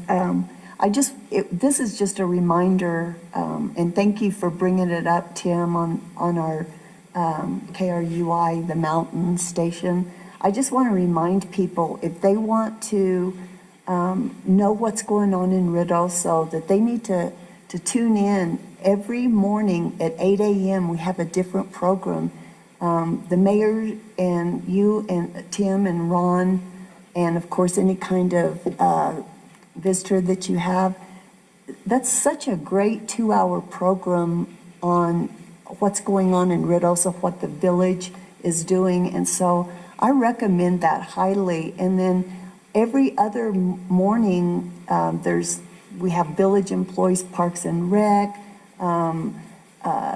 Matt Ingram and Justin Huffman with tourism, Bill Morrison and Trad Tidwell. They always have a great program. So, this is a really good way for people in Lincoln County to know what's going on in the county. And so I recommend it highly. Just wanted to bring that up and remind people to tune in 8 o'clock every Monday through Friday. They're great programs. I listen and I learn something every time I listen. And then on the testing, thank you for bringing that up. It's very easy. I tested yesterday, and so I was one of those 100. So just for the positivity rate, I know it sounds ridiculous, but we did this in December, and it did bring down our positivity rate. So I recommend people, if they want to help with our businesses open, to please do this. It's so simple. It takes 10 minutes. So thank you very much for bringing all those up. I just wanted to remind people. Mayor Crawford, Councilor Letterman, thank you. Tim, would you touch on a little bit on the testing? We might as well advertise it again. And also on we're trying to clarify the people that are wanting to get the vaccine and how you go about registering and all that. Mayor, Council, on our website, we do have those numbers posted. I don't have them readily available to me, but I can send that out. We do have a hotline that we've set up to assist people that want to get registered either for the vaccine or for the testing. The state has their hotline set up, but we've made efforts to create a local hotline where we have staff that have become accustomed with the registration process, both for testing and vaccine, and we're willing to help people at any time.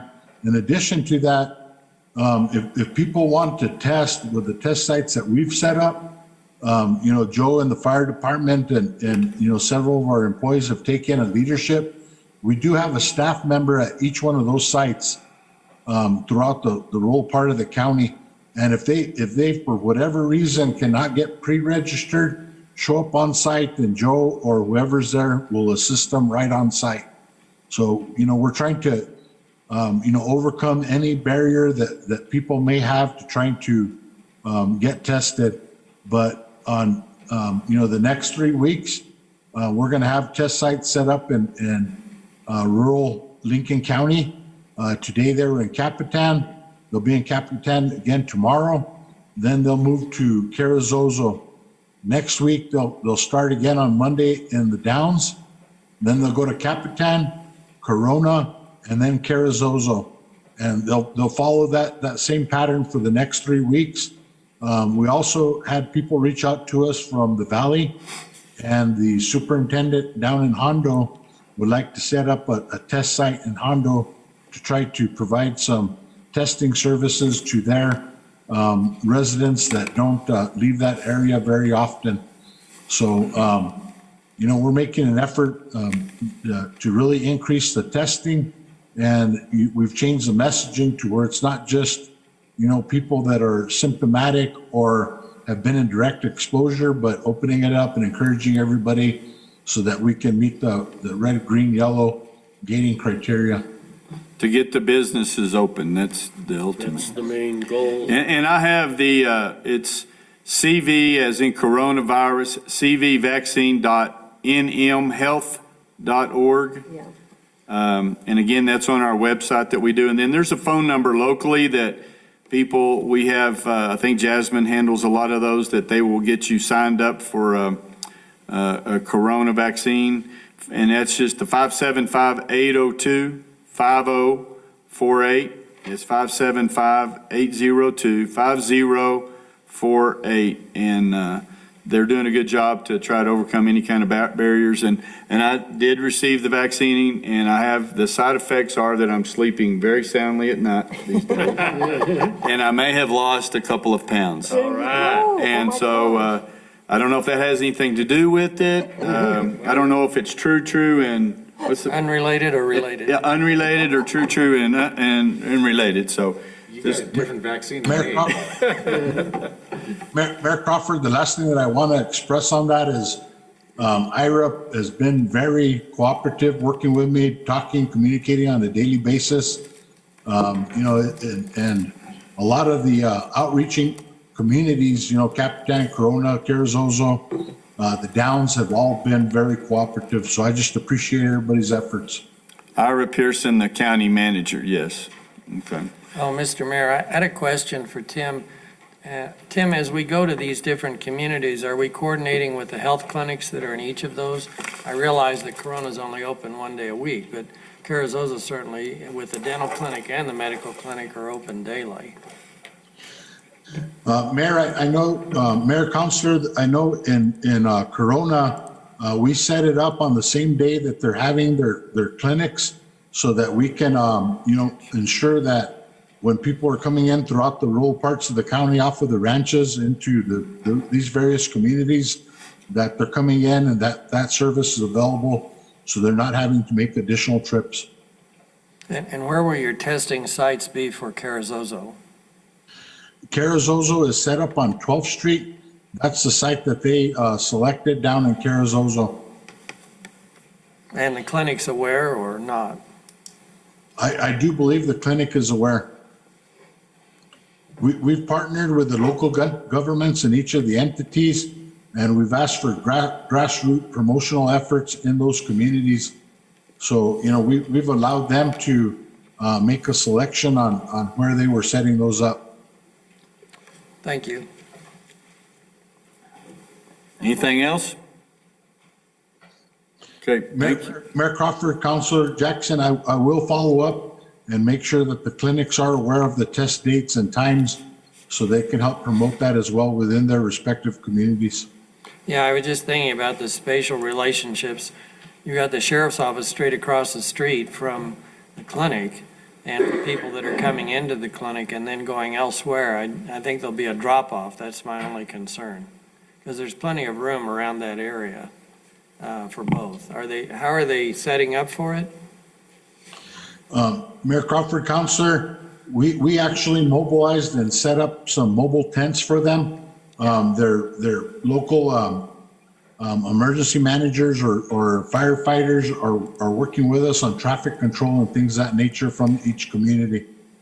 Yeah, the backside of the Carrizozo Clinic has a huge storage unit, and I think would be amenable to it. I'm not changing up your plans. I'm just suggesting the flow-through from the clinic into a testing site might go easier that way than going over to 12th Street, because the clinic's on East Street at 4th. Mayor, Council, I know that Mayor Dean down in Carrizozo has a pretty active group that they've been working with.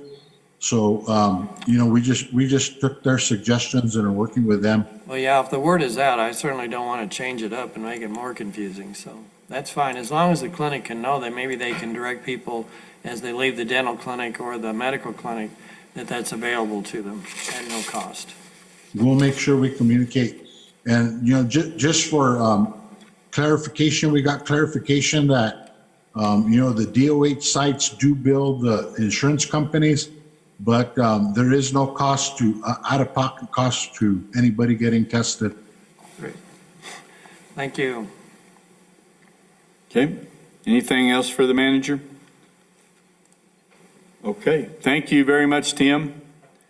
Thank you. Now, we'll move on to reports from municipal officials, but first off, I'd like to thank the young lady in the silver Volvo with the rack on top and the stretchy britches, black hair, that put up those wonderful posters around town, and especially the one of me. That's not the best photograph I've seen of me, but I do take bad pictures, and I'm trying to make sure that that part of my anatomy is adequate.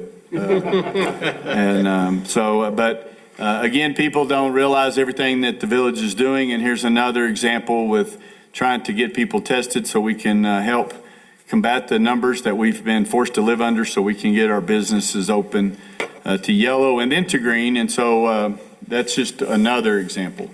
So Mayor Pro Tem, would you like to start off with the report? Sure, Mayor, thank you.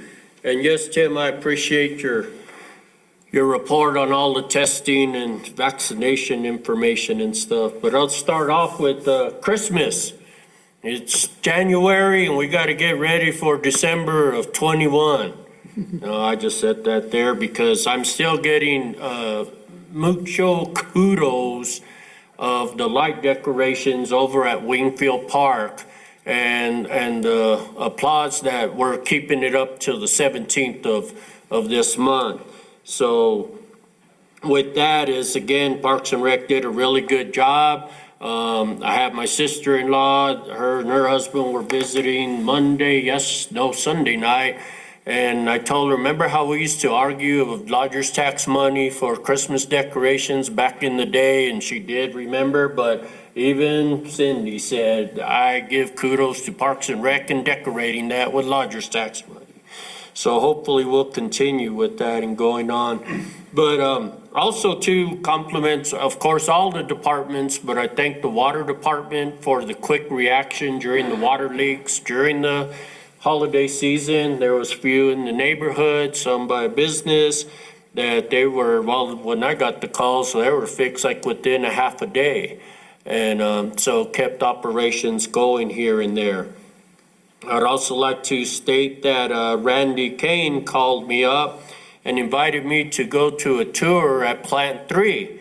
As most of you know, I've been kicking and screaming and crying and yelling, let's get that plant in operation. And he said they made a lot of headway, so I'm inviting you guys to contact him and maybe see where they're at now. He was really, really proud of the progress the contractor's making on that.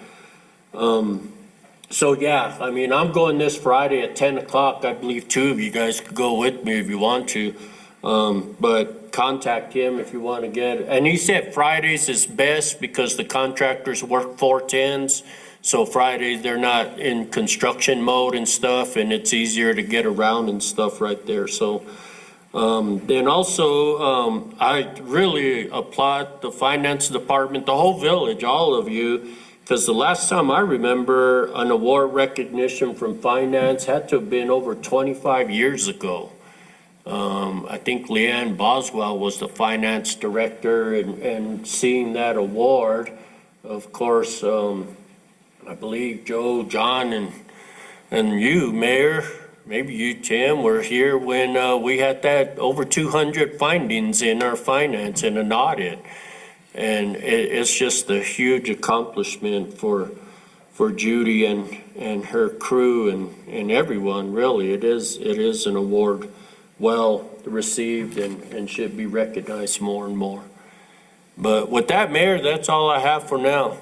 All right, thank you for that. And I was remiss in pointing out, when you came in, I know the council could see this, but the new truck with the snowplow out in the parking lot, that's one of the things that you've purchased for our streets department. Wonderful. So that's the brand new Mamma Jamma out there. I was wondering, there's no logo on it. Yeah, ain't got it on yet, but it's a pretty good looking unit, and I just wanted to point that out in case you didn't see it.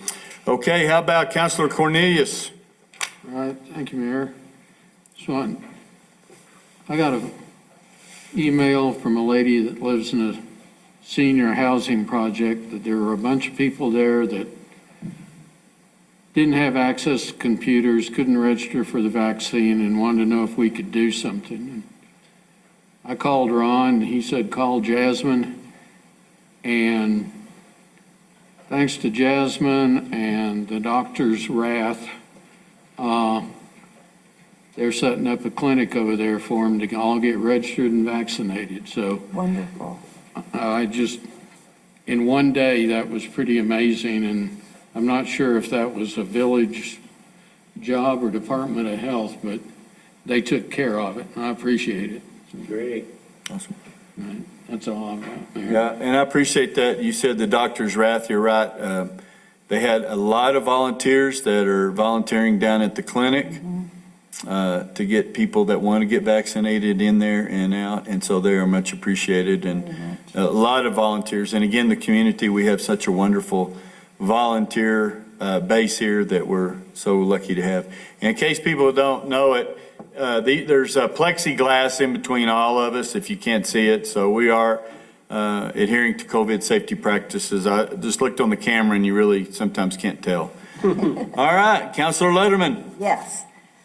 Just wanted to report that the library board met, and our new members, Sarah Ames Brown and Maria Gutierrez, attended, along with Aaliyah Miles, James Pollock, Leroy Smith, and Tim Lewis. And Tim is the new chairman of our board. I think it's, and of course, we are missing one person now, but I think it's going to be a great board. Diane Staub, I think she's doing a great job with the board. So they have I'm going to have to talk to Rodney about this, but somebody brought up, and not on the board, somebody went to the board and said that, we've got the chuck wagons spread out amongst Rideau, so, and they thought that it might be a nice idea to do a book pantry, and just if you've read a book and you don't know what to do with it, stick it in the pantry. You won't ever see it again, but it's a nice way to reuse our books. And so I'll talk to Rodney about it, but I thought that was a nice idea. Keep Riddle's a Beautiful Committee didn't meet this month, so we'll meet next month. Consolidated Dispatch will meet here tomorrow at 1. And I just wanted to say that I'm continued to be amazed with our directors and employees doing their jobs, plus all the other jobs we've asked them to do during our pandemic. I'm humbled, proud, and appreciative of their loyalty, tenacity, and determination to do what's best for our village. And I want to say thank you to everyone. And then last but not least, I just once again want to say how much I appreciate the leadership of Tim Dodge and Ron Senna and you, Mr. Mayor, and also my fellow council. It's just been an honor to learn and serve with all of you, and I just want to say thank you. I've always been proud to be a resident of Rideau, but the last 10 or 11 months has really made me appreciate everyone just that much more, and I am humbled to be a part of this body. So thank you very much. Thank you, Councilor Letterman. Joseph Eby? Oh, well, thank you, Mayor. I just reiterate all of the sentiments that Councilor Letterman spoke of, and I really don't have anything to report. I'm just looking forward to 2021, and I know it's going to be a good year. Last year was, let's just say, a lot of challenges, but, in that, a lot of shining stars came out of that. So it is the tough times where the people, step up and they really show what they're made of. So I know that that's going to carry on over into 2021, and 2021 is going to be a much better year. I believe that. So looking forward to it. All right, thank you, Councilor Eby. We'll move over to Councilor Jackson. Oh, thank you, Mr. Mayor. Just a few things. I wanted to tag on to what Parks and Rec had done, not just over Thanksgiving, but over Christmas as well. And Wingfield Park was, there aren't words to express what that was like when you drove up on it. Acres of lights and activities and those that were animated. The other thing, and I did say this on the talk show that we had on Monday, I can't emphasize enough the need for the public at large for two things, really: to not be fearful of the vaccine. There's no clinical data that I'm aware of in this country or even in the UK that would demonstrate that it's a real and present danger. It isn't. What it might do, though, is save your life or someone, even more importantly, in your family or in your contact of your family. We can't emphasize enough that even if you've had it or you haven't had it, that you should still practice good, safe precautions, masking, social distancing, hand washing. These are all the things that we've known from an infectious disease standpoint that have held their course for years, decades. Right now, it's just more importantly because we have a virus that can be very deadly. And that's all I have. Okay, thank you very much, Councilor. Last but never the least, Councilor Coughlin. I want to complain. I got put next to you. Normally, at least there's a spot between us. And to make this more visible, I'm going to bring some black paint and got to give it back. So, as listening to the presentation earlier regarding the sewer line stuff, from the beginning, I've always said that by the time this is completed, one of those kids born that year will be on the village council. I just want to put it in perspective. Children that were born in 2008 are now in 8th grade. So they're getting there. They're getting closer to being old enough to be able to run for council. Okay, and that's enough said there.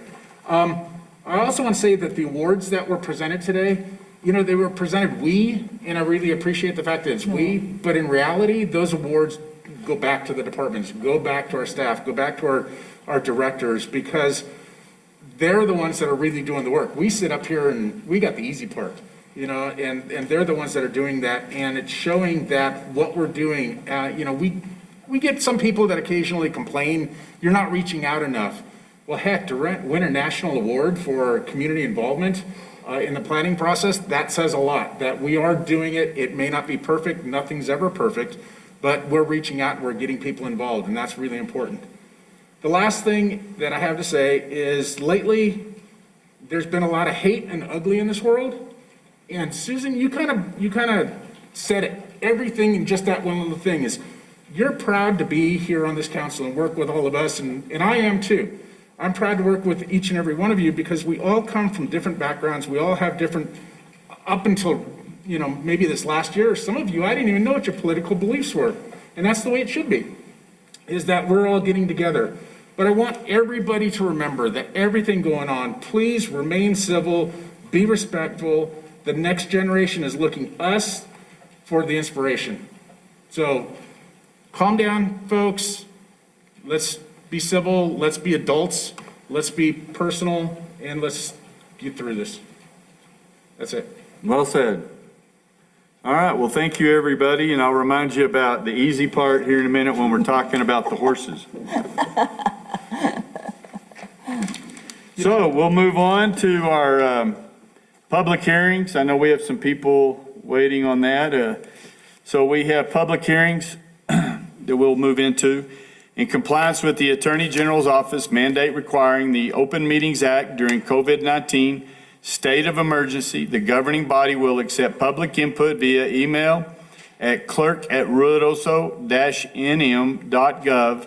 Public comments must be submitted no later than 2 hours prior to the meeting and will be distributed to the governing body members for review. And we do have some here with us, so we'll move on to item number 1, which is ordinance 2020-10. An ordinance amending the Village of Ruidoso Municipal Code of Ordinances, Chapter 42, Fire Prevention and Protection, Article 3, Standards for Fire Safety and Fire Handling, Section 42-42, and Open Fire and Fire Restrictions. This was postponed from the December 8th, 2020 regular meeting. So on to this matter, we will have Chief Thetford.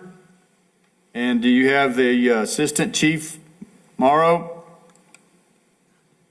Yes, sir. Mayor, Council, Manager Dodge, thank you. This is a revision and update to our ordinance. Mostly equipment. It hasn't been updated for quite a few years. Just making sure that the community and our staff can understand and clarify any devices, equipment, fire ordinances, safety. That way we can ensure that our fire guys have the backing and what they need from our community of education to keep the Village of Ruidoso as safe as possible. This is just one piece of the pie that we use as far as education is our ordinance and to keep us accountable. So if there's any questions or comments for this ordinance, I have Assistant Chief Morrow here also to help answer any of those questions. Okay, well, we'll open it up to the public. And did we have any comments on this, Bertha? Is there anybody waiting to talk to us, Jeffrey, about this fire ordinance? I don't see anybody, sir. Okay. All right. Was anybody on the council? Yeah, Mayor, I have a couple of things. Chief, on the section C, number 2, under other uses of fire, it says fireworks of any sort are not allowed at any time. Question came up to me from the public at what that specifically defines, because at Albertsons, they were selling not the kind of fireworks that shoot off in the sky or whatever, but they're advertising, some sort of fireworks that were at the store. Are those included? Because it says of any sort. Yes, sir. I can let Morrow answer it, but just briefly, we've worked with Albertsons and some of them and the State Fire Marshal's office, as this is state regulated also, that depending on the powder and the size of the firework itself, like sparklers and such, they are allowing those. But, we're not, when we do talk to Albertsons and Walmart or the Downs, they quickly took them off the shelf and understand. They just weren't educated on the ordinance through the state of New Mexico. Okay. One last thing, the very end of this, it says that unauthorized use of fire will be subject to a $500 fine. Our ordinances, as I believe they're written, are subject to a $500 fine and up to 90 days in jail. And I think that needs to be amended to include, although we don't really put people in jail for it, but that is one of the remedies of violating an ordinance as well. Yes, sir. Thank you. We'll make sure and add that in there. We may have just missed that from the revision and the update. And when it comes to those tickets, we do work with the Ruidoso police officers and our judge, and we will make sure that that gets fixed. That's it. Okay. Anything else? I got a question. Go ahead, Joe. Chief, there in section 2, level 2, where you're talking about smoking, I believe that your intent is talking about private businesses and such, but it does read that smoking is not allowed on public or private property except within an enclosed vehicle or building unless in areas specifically permitted by the fire chief or his or her designee. This permit must be on site and so on. So could that be misconstrued too as private residences, since it does just say private property? That would be what maybe Zach could answer. Well, it does say within an enclosed building, so you can smoke in your house, but not outside. So to clarify, our understanding of the ordinance is that if we are in fire danger and we do decide to go to level 2 and ban outdoor smoking. Short-term rentals, which are in residences, businesses, public parks, lakes, that we can go if specifically asked to go to those areas. And we have been asked to go to the businesses and designate an area to make sure that they have the proper fire extinguisher, water sources, such that there's not a danger in that area. They are issued the permit, but we do not go to private residences upon request, but the ordinance does ask that you smoke inside your home or your car and such that you're not outside. All right, so it does include private residences. Yes, sir. Okay, I just wanted to be clear on that. All right, thank you. Okay, so we'll look at making that addition on the incarceration point too. Did anyone else have a question? I did, Mayor. Chief, on other use of fire, item C, number 3, unique activities. I didn't know we were doing or might possibly do prescribed burns. Can you define when or where we would do that? Yes, sir, Counselor. Sometimes whenever we have a window, we work with the Forest Service, BLM, Mescalero, and we leave ourselves open to use that as fire protection, just like we've done with Dick Cook in the forestry, to thin an area, use prescribed fire to clean that area up, to give a boundary around Ruidoso to make sure that we have every opportunity in case a fire starts in or around the village that we can protect the village. Would that include private property? No, sir. Okay. We might have to define that a little bit, because I know some people that have large acreage, they want to do prescribed burn, even saying they have the adequate water and all the side stuff, but.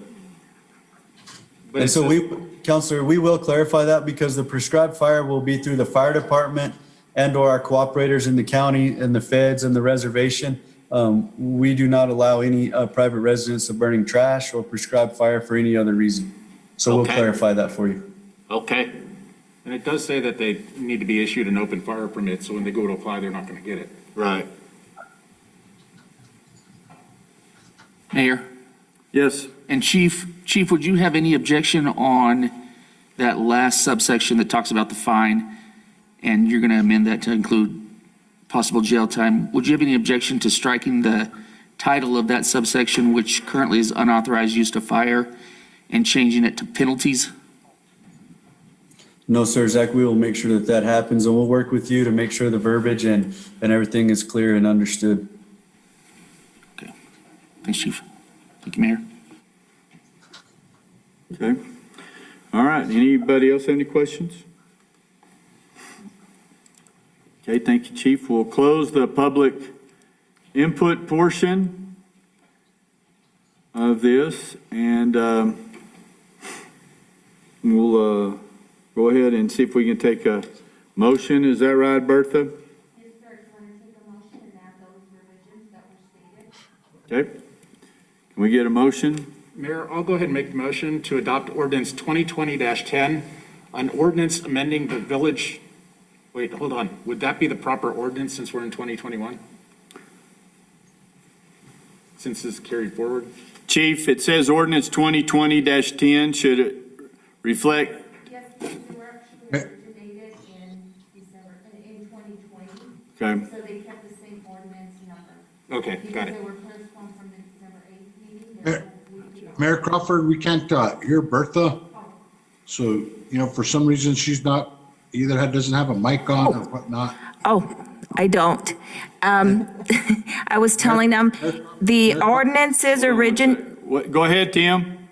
Mayor Crawford, and if Zach can move next to Counselor Jackson, we may be able to see him while he's testifying. So right now, he's out of the screen. So I don't know if we can ask him to move over next to Counselor Jackson. Be sure and get those glasses there, Counselor. Yes. Herr Himmler. And just to clarify, Tim, the ordinances were originated in December. These were canceled from the December 8th meeting, so they will keep the 2020 numbers. Yes. Okay, thank you for that clarification. You're welcome. So I move to adopt ordinance 2020-10. I just didn't want to relive 2020. Yes. An ordinance amending the Village of Ruidoso Municipal Code of Ordinances, Chapter 42, Fire Prevention and Protection, Article 3, Standards for Fire Safety and Fire Handling, Section 42-42, Open Fire and Fire Restrictions, with amendments, working with the village attorney to change Section F title to penalties and include jail time at the end of that to reference of up to 90 days. Second. Okay, we have a motion and a second. Is there any other discussion? And we'll also add to clarify the prescribed run. Okay. Is your microphone on? It's started.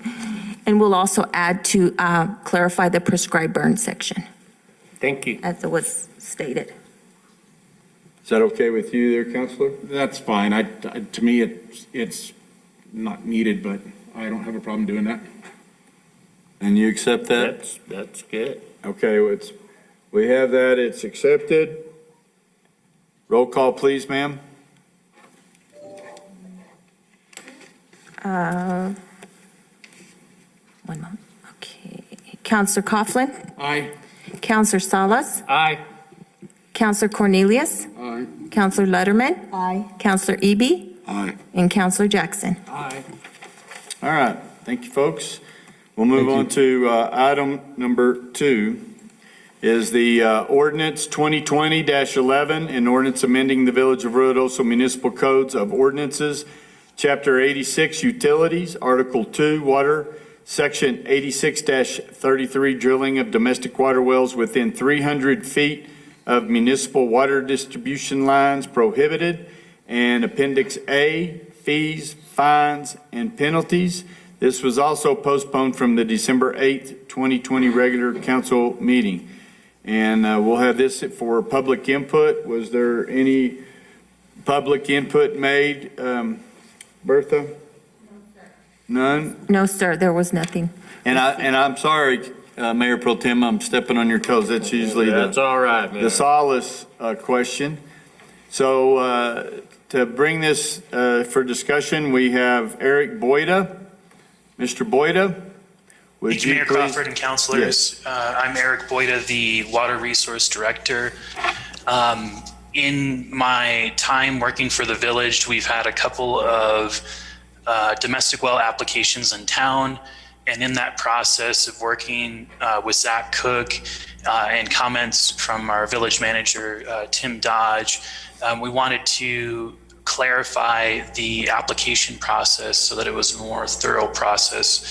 And so Zach Cook and I had taken this on, and we worked with our other attorney, AJ Olson, out of Roswell. And what we did is we took our existing ordinance and kind of joined that with two kind of tried and true ordinances from other municipalities, one being from Rio Rancho and the other one being from Santa Fe. And so to touch on some of the highlights, one of the things that we added is requiring a business registration for well drillers. And we did that because a lot of these well drillers are proposing these wells or even starting to drill wells without having appropriate permitting. So this gives us a mechanism to revoke those business registrations so that they cannot do business in town if they're not complying with our ordinances and rules and regulations.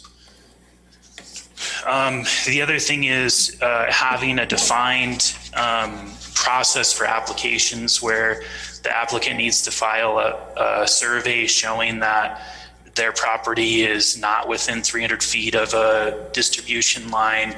And hopefully by having these application requirements and not just a letter to request a domestic well, they'll see themselves that their property does not comply with our ordinance and they wouldn't be eligible for a domestic well. Some other things, we brought this ordinance to the utility committee in November of last year, and Councilor Cornelius brought up a good point. He requested that we make sure that any new domestic well that's drilled is going to have to comply with our water conservation ordinances. So if we have watering restrictions, even if you have a new domestic well, you would have to water under the same restrictions that somebody using our municipal supply would have. The other thing is new domestic wells typically come with 1 acre-foot of water per year, which is about 325,000 gallons, which far exceeds our current residential gallons per capita day requirements for Ruidoso. And so we've reduced, if it does get approved, it would be reduced down to 1/4 of an acre-foot, which is still nearly twice as high as our gallons per capita day requirements for households. It's a pretty thorough ordinance that Zach and I reviewed numerous times, and we'd be happy to answer any questions that the governing body has. Does anybody have any questions of Mr. Boyda? Go ahead. Yes, Mayor. Eric, on section C5, under the permit requirements. Sure. About halfway through the paragraph, it says, in the event of denial, the village shall provide domestic water service within 90 days to the applicant under the village's usual and customary charges and rate increase. I guess my question is 90 days enough time for us, with given that you have to go out to bid and everything there? So the 90-day limit is actually a statutory requirement. So the legislature has obligated us to provide services within 90 days.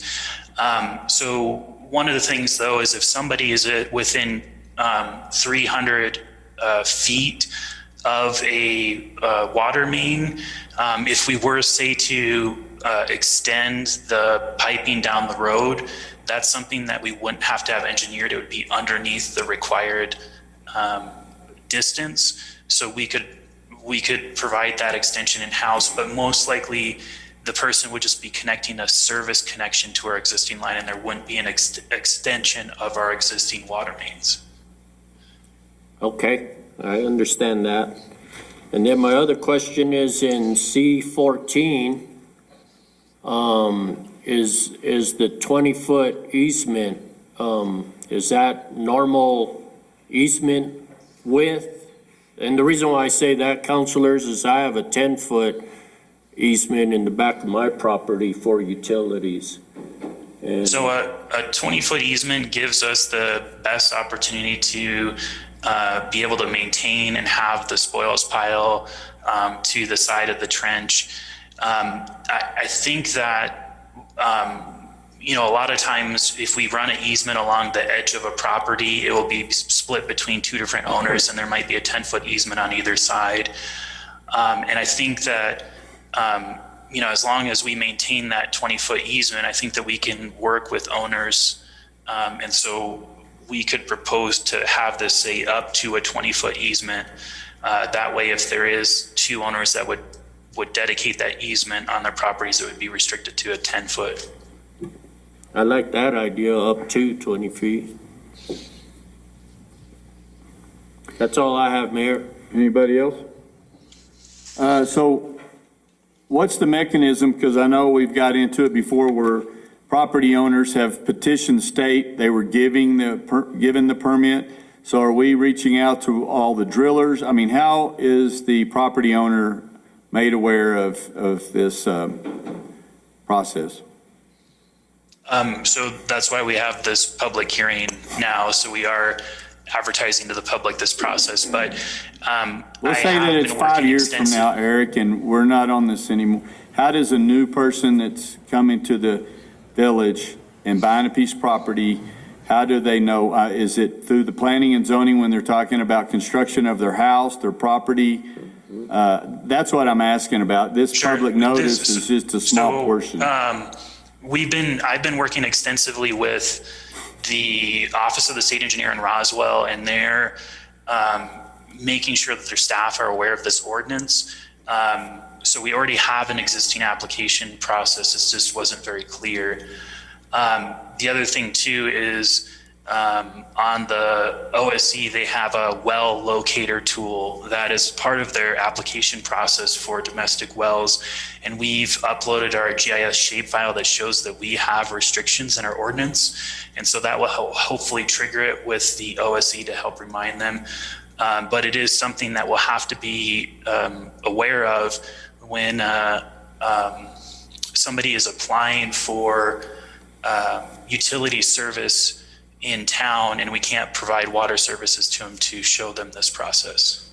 Okay, that's the information I was looking for. I know people's memories will be very etched with this rousing council meeting that we're having today. They will remember that, but I just want to make sure that it's in the process with the state, that somehow that the people are notified, because I've driven up on 2 or 3 here in town where they've got the drilling truck is already in process on a well, and so then it seems like we're having to stop them, and it incurs costs and all the other things. But I just wanted to make sure that we had it out there where it was put up into someone's purview whenever they were starting to do these things. So who would hold liability for violating that? Would it be the licensed well driller, or would it be the property owner? That would be a question for Zach. Because it seems like there's not a whole lot of licensed well drillers compared to residents. You just notify all of your well drillers and they're aware of it. And then I think it would be simple enough for, if this is passed, for us to do a simple lookup of well drillers in, Otero and Lincoln and Chavez County, and send them a letter just outlining that there's this extra permitting process. Okay, any other comments, questions? Yeah. Mayor? Party is defined as the legal owner of the property or their designated agent. Okay, could everyone hear that? Yes. Okay. Mayor, Yes. I think if you make the building department aware of it, most people that are going to be doing this are building a house. Right. So if they're not aware, they should be. Okay, and would that be, we'd like that to be part of the process, Eric and Manager Dodge, that the planning department is made aware of this, and as pointed out by Councilor Cornelius, most people that this would apply to are building a house, and so that we would provide that information as well. Mayor will accommodate that. Mayor Crawford, also, I think as we You froze up, Tim. Again, I think we got a notice as well. I'm sorry, I interrupted. You froze for a minute. Start over. I think another way of reaching out to new homeowners would be to provide a notice on the utility agreement when they hook up for new utilities. Well, if they don't have water, If I they're guess not, they probably have a septic too, well, if they're drilling a well, they may not have utilities, Right. although it wouldn't hurt to have it on there. Okay. I just want to make sure that it's very well advertised and it's readily available. Anybody else have anything? Okay, well, we'll close the public input questioning portion of this, and we will move on into, I'd like a motion, please, acceptance. Before, are we in agreement of saying up on that section 14C14, saying up to, dedicate up to 20 feet? I mean, I would like that. Up to? Amendment, up to, instead of just a permanent 20 foot. Make the motion. Dave just proposed the motion. I think you'll fall right in line Okay. for you. Mayor, I move to approve ordinance 2020-11, an ordinance amending the Village of Ruidoso Municipal Code of Ordinances, Chapter 86, Utilities, Article 2, Water, Section 8633, Drilling of domestic wells within 300 feet of municipal water distribution lines prohibited, And Appendix A, fees, fines, and penalties. This was postponed from December 8, 2020 regular council meeting with the amendment in Section C, permit requirements, C14, that the applicant shall agree to dedicate up to 20-foot easement along the necessary property lines for the installation of future infrastructure upon connection to a public water distribution system. The permitted well shall be plugged in accordance to current state regulations. Second. Okay, we have a motion and second. Any further discussion? None? Okay, Bertha, roll call, please. Yes, was that you, Cornelius, that seconded? Yes. I'm sorry. Counselor Salas? Aye. Counselor Cornelius? Aye. Counselor Letterman? Aye. Counselor Eby? Aye. Counselor Jackson? Aye. And Counselor Coughlin? Aye. Thank you. Okay. Very good. Thank you, everyone. We'll move on to item number 3 is ordinance 2020-12, an ordinance amending the Village of Ruidoso Municipal Code of Ordinances, Chapter 54, land use for case number SP 2020-0749, commercial planned unit development zoning destination with site plan and concept approval, James Townsend Tract 1A, Ruidoso, Lincoln County, New Mexico, Jesse Townsend applicant, and amendments to the zoning map of the Village of Ruidoso to reflect said zoning designation. This was postponed from the December 8th, 2020 regular council meeting. And this will be a public hearing. And I do know that we have had some letters, comments, and things that have been sent in. And I believe this one is Samantha. Yes, sir, Mayor. Today we have with us Jesse Townsend to represent his case. As you all know, he's requesting a zone change to be designated as commercial planned unit development. Currently, he's zoned as just planned unit development, which is a blanket that doesn't give him any opportunity to go into commercial or residential, mixed or industrial. It must be designated prior to any type of operations taking place. So he's here today. I'll share with you his most recent professionally drawn to scale plat that would demonstrate the type of operations he would have at his on his private property. He is here with us today, so if you all have questions, he'll be able to answer those. Okay. Does anyone have any questions, concerns? Can you just remind us what the PUD designation does? It is a zoning designation that affords people the creative opportunity, as long as it's in line with the comprehensive plan and the goals of the village, they have to have 5 acres or more in order to develop a PUD, and so it just gives them an opportunity to be creative with their type of operations. You could do residential, like I stated. If he receives a commercial designation, he would be afforded all of the uses under commercial, and there's also industrial, but it needs to be fitting to the surrounding properties as well. So it needs to be conducive and not disruptive to the area. What did the Planning and Zoning Committee have? They have made a recommendation to you all to allow him to be designated as commercial planned unit development. Oh, Sir Samantha. Samantha, in here. Yes, Counselor. Well, we don't have your picture up on the screen, but it says we're doing this for the PUD with site plan and concept approval. So are we approving any concept, or are we just rezoning this, basically? It's just to designate him as commercial. He has gone forward at the January Planning Commission meeting. His preliminary plan was approved. So with their recommendation of the preliminary plan, I'll be requesting a public hearing from you all to be heard in March on his preliminary plan. Okay. Have you seen the objection to the easement? Yes, I did.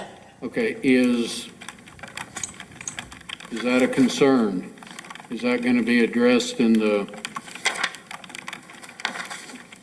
I don't have any concern that the access point would negatively impact the equestrian parking or the grindstone stables or any of the village operations that we use the easement for as well. I think that we can all work in partnership, and Jesse's very willing to work with the village to enhance that area and to make sure everybody is able to take part in their recreation activities. okay, that is a recorded easement in there, isn't it? Yes, sir. Okay. I'd like to just be clear that this is just changing the zoning of the property. It's not approving any other concepts or anything like that, just so the public's aware that this is strictly just changing the zoning of the property now. Any potential changes would then come back to the planning and zoning and then to the council. Right, because I do know there's some neighbor issues there that need to be addressed, and I know we're all working on those. So does anyone have anything else? Mayor, Counselor Samantha, just for clarification, it's not a designation to commercial, it's commercial PUD. So, earlier you said to designate it to commercial. So I just want to make clear it's commercial PUD. Yes. He'd be designated as that. Okay. I think she was just trying to allude to the difference between commercial PUD and a regular PUD. Correct. I just wanted to make sure we put it on the record that it's a commercial PUD, yes. as opposed to commercial. Okay. Prior to any development taking place, he must have his proposal approved by you all. So there are several steps in between where he will be able to get a business license and actually be operational. He's gone through the step of presenting his preliminary development, and that was approved at the Planning Commission level. Next, it'll need to be approved by the governing body, and then we go to final development plan, and that'll be approved by you all or denied, but presented to you all prior to him becoming operational. I know he's very eager to get operational. This is something that we've been working on all of 2020, and due to COVID, he's had some setbacks. And just having to come up with a plan that would be conducive to his neighborhood as well. And so I think he's finally getting to a good spot here. Okay. Any other questions? Go ahead. Did she say that Jesse's with us and does Yes. she have anything to say? Is Mr. Townsend, Jesse, do you have anything Yes, sir. you'd like to say? Yes, I'm present. Is there anything you'd like to say, buddy? Not right now. I'd like to just hear everybody in favor, and let's go on to the next step. Okay. Anybody else have any questions? Nope. So if we designate this, that doesn't mean all that this is doing is we're designating it commercial PUD, and it's not hindering any of our trails, anything like that. Right. It's not Nothing hindering, but it's not, he does come up with plans and all the stuff that he wants to do that will go through planning and zoning. This is just strictly the designation that would allow. Okay, anyone else? Okay, we'll close the public portion, and I would entertain a motion for item number 3 on public hearings. Mr. Mayor, move to adopt ordinance 2020-12, an ordinance amending the Village of Ruidoso Municipal Code of ordinances, Chapter 54, land use for case number SP 2020-0749, commercial planned unit development zoning designation with site plan and concept approval, James Townsend, Tract 1A, Ruidoso, Lincoln County, New Mexico, Jesse Townsend applicant, and amendments to the zoning map of the Village of Ruidoso to reflect said zone designation. This is as a postponed action from December 8th, 2020 regular council meeting. Second. Any further discussion? Do we need to specify in the motion, because the recommendation in the agenda item is not the same title that's in the ordinance? Because in the ordinance, it does not talk about a site plan and concept approval. That was originally, that's what he was asking at that time. I don't know if that's just going to be misleading to make people think that we're approving a site plan and concept approval. It was misleading to me. Because if you look It at was to me, too. the ordinance itself, pull that up, the title on it does not say that. Well, would you be agreeable to just put pending site plan and concept approval, or would you rather strike that? Can we go, I'd like to add, I can present the concept plan and the site plan. I have that stuff ready right now. No, that has to go through planning and Yeah, zoning. I have to go through planning and zoning, but Samantha? That has been approved since the submission of this back in November. You just read that in the ordinance. He's on the preliminary development portion of it now. It would just merely be the zone designation of commercial planned unit development. So we would strike the site plan and concept approval from this? Yes, sir. Okay, so if we have a motion with the stated ending at development zoning designation, and then the James Townsend Tract 1A, and leave the site plan and concept approval out? May I make a suggestion for an amendment? Yes. To the motion? So approve ordinance 2020-12, an ordinance amending the Village of Ruidoso Municipal Code of Ordinances, Chapter 54, land use for case number SP 2020-0749, planned unit development zone designation request, James Townsend, Tract A, Ruidoso, Lincoln County, New Mexico, Jesse Townsend applicant, and amendments to the zoning map of the Village of Ruidoso to reflect said zone changes. Okay, will that get it if the word commercial's left out of that? That's what the title is on the ordinance. I'm just reading it right. It's just planned.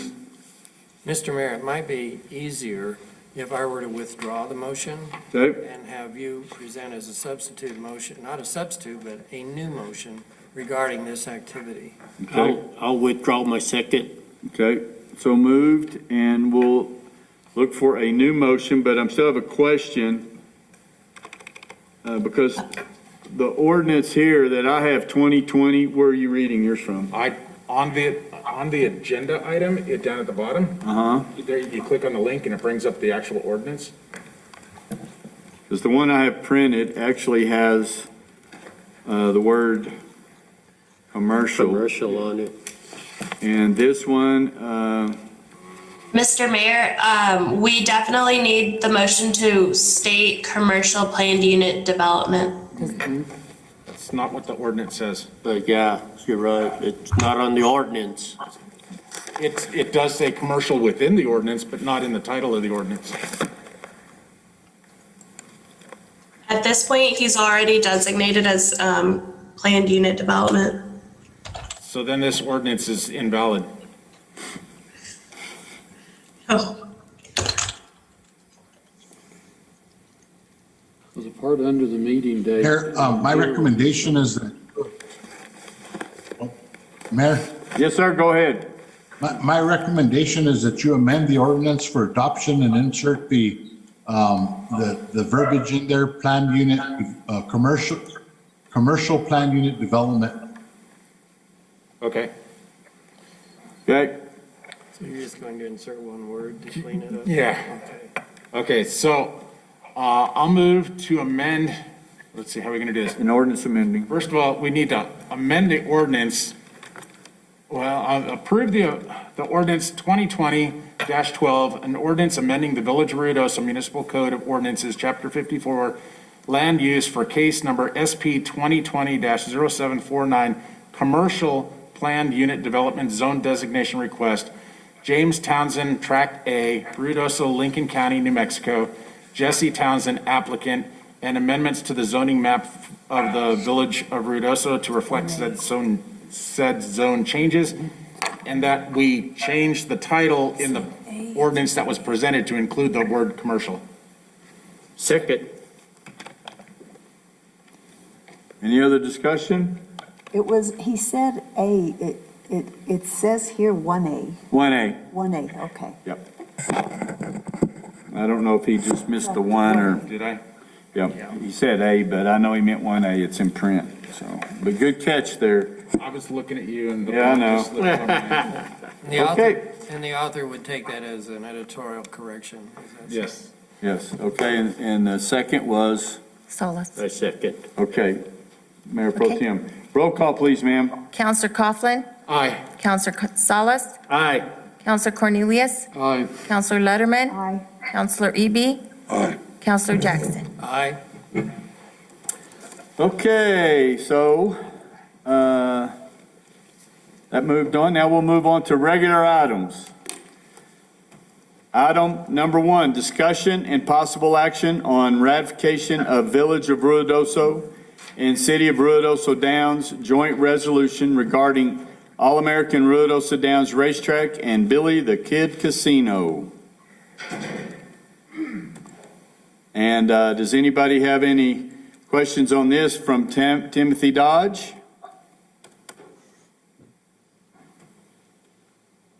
No? No, I think it's a don't. good I one. think everybody is in one accord on this motion, and I know that everybody's for this, but I was going to stall a little bit while Councilor Coughlin got back from his business section. Anyway, I don't think that we have any others. Would the chair entertain a motion, or rather an action of personal privilege for a 10-minute break? Okay, I will entertain that, and we'll move into a 10-minute recess. Evidently, people need to go see somebody about a horse. That's coming up, isn't it? That is. Anyway, we'll be back in 10 minutes.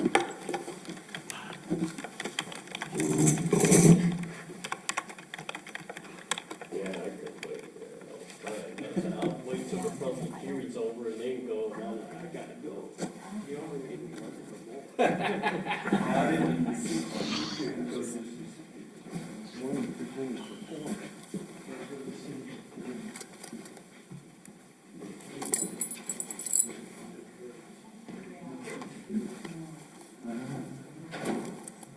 How's Ann doing, Joe?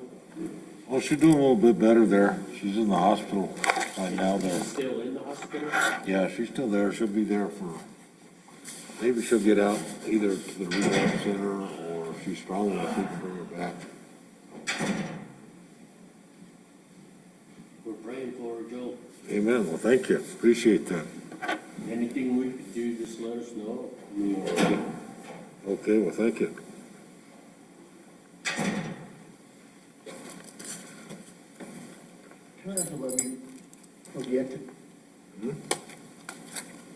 turn that back on. Turn this back on, please.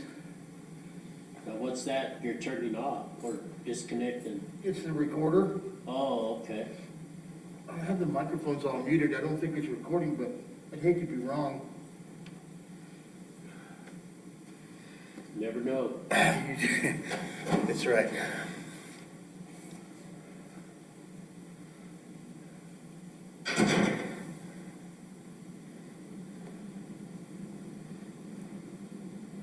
I'll just sit over here until everybody comes back.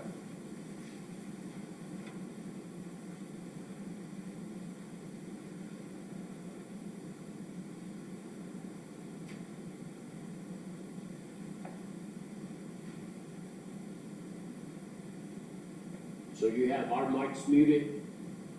Yes. Okay. 'Cause I They knew all that. turn red? No, they're all green. Well, Mine's red, but the other ones look good. It's muted on the Zoom.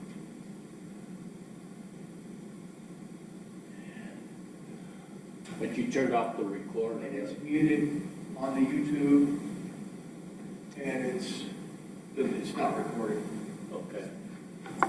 No, I think I'll turn the YouTube video on my phone and see.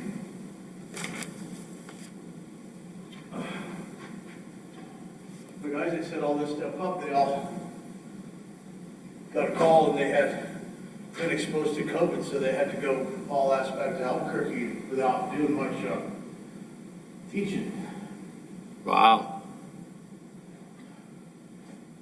One day I had 4 guys here, the next day I had 1. Oh, wow. Let's see.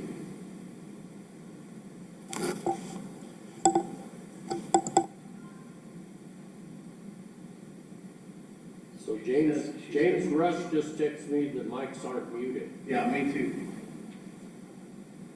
Well, let's mute them.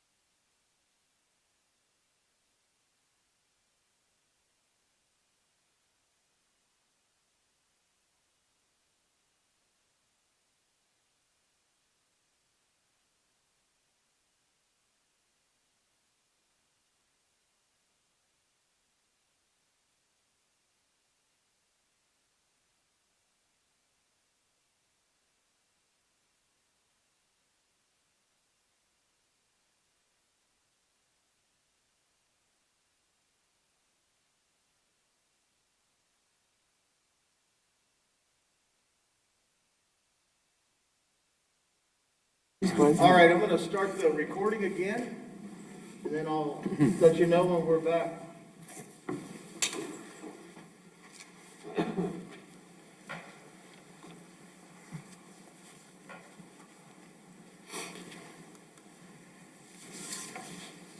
Everybody will turn their mics back to green.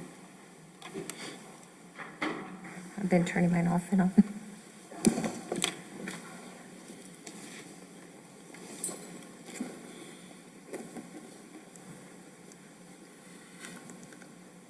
And go ahead. Okay, we're back. Thank you, everyone, for allowing us the indulgence. Again, I'll go back over regular item number 1 is the discussion and possible action on a ratification of Village of Ruidoso and City of Ruidoso Downs joint resolution regarding All-American Ruidoso Downs Racetrack and Billy the Kid Casino. We have any comments? We have a motion. I move that we accept the ratification of Village of Ruidoso and City of Ruidoso Downs joint resolution regarding All-American Ruidoso Downs Racetrack and Billy the Kid Casino. Second. Okay, I wasn't sure who I heard first. Doesn't matter. I just heard Jackson. Okay, Jackson. Okay, is there any discussion?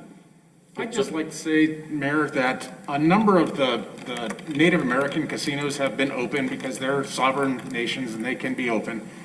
And although I haven't been to one yet, I'm hearing about all the protocols and all the safety that's going in place, and they're proving that things can be operated and opened in a safe manner.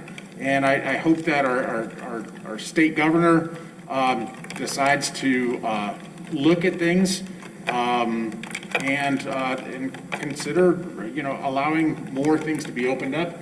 Continue restrictions, not just open it up like some people are saying, open everything up, just nothing at all, but open it up in a safe manner, and I think it can be managed. So, I'm ready to vote on this.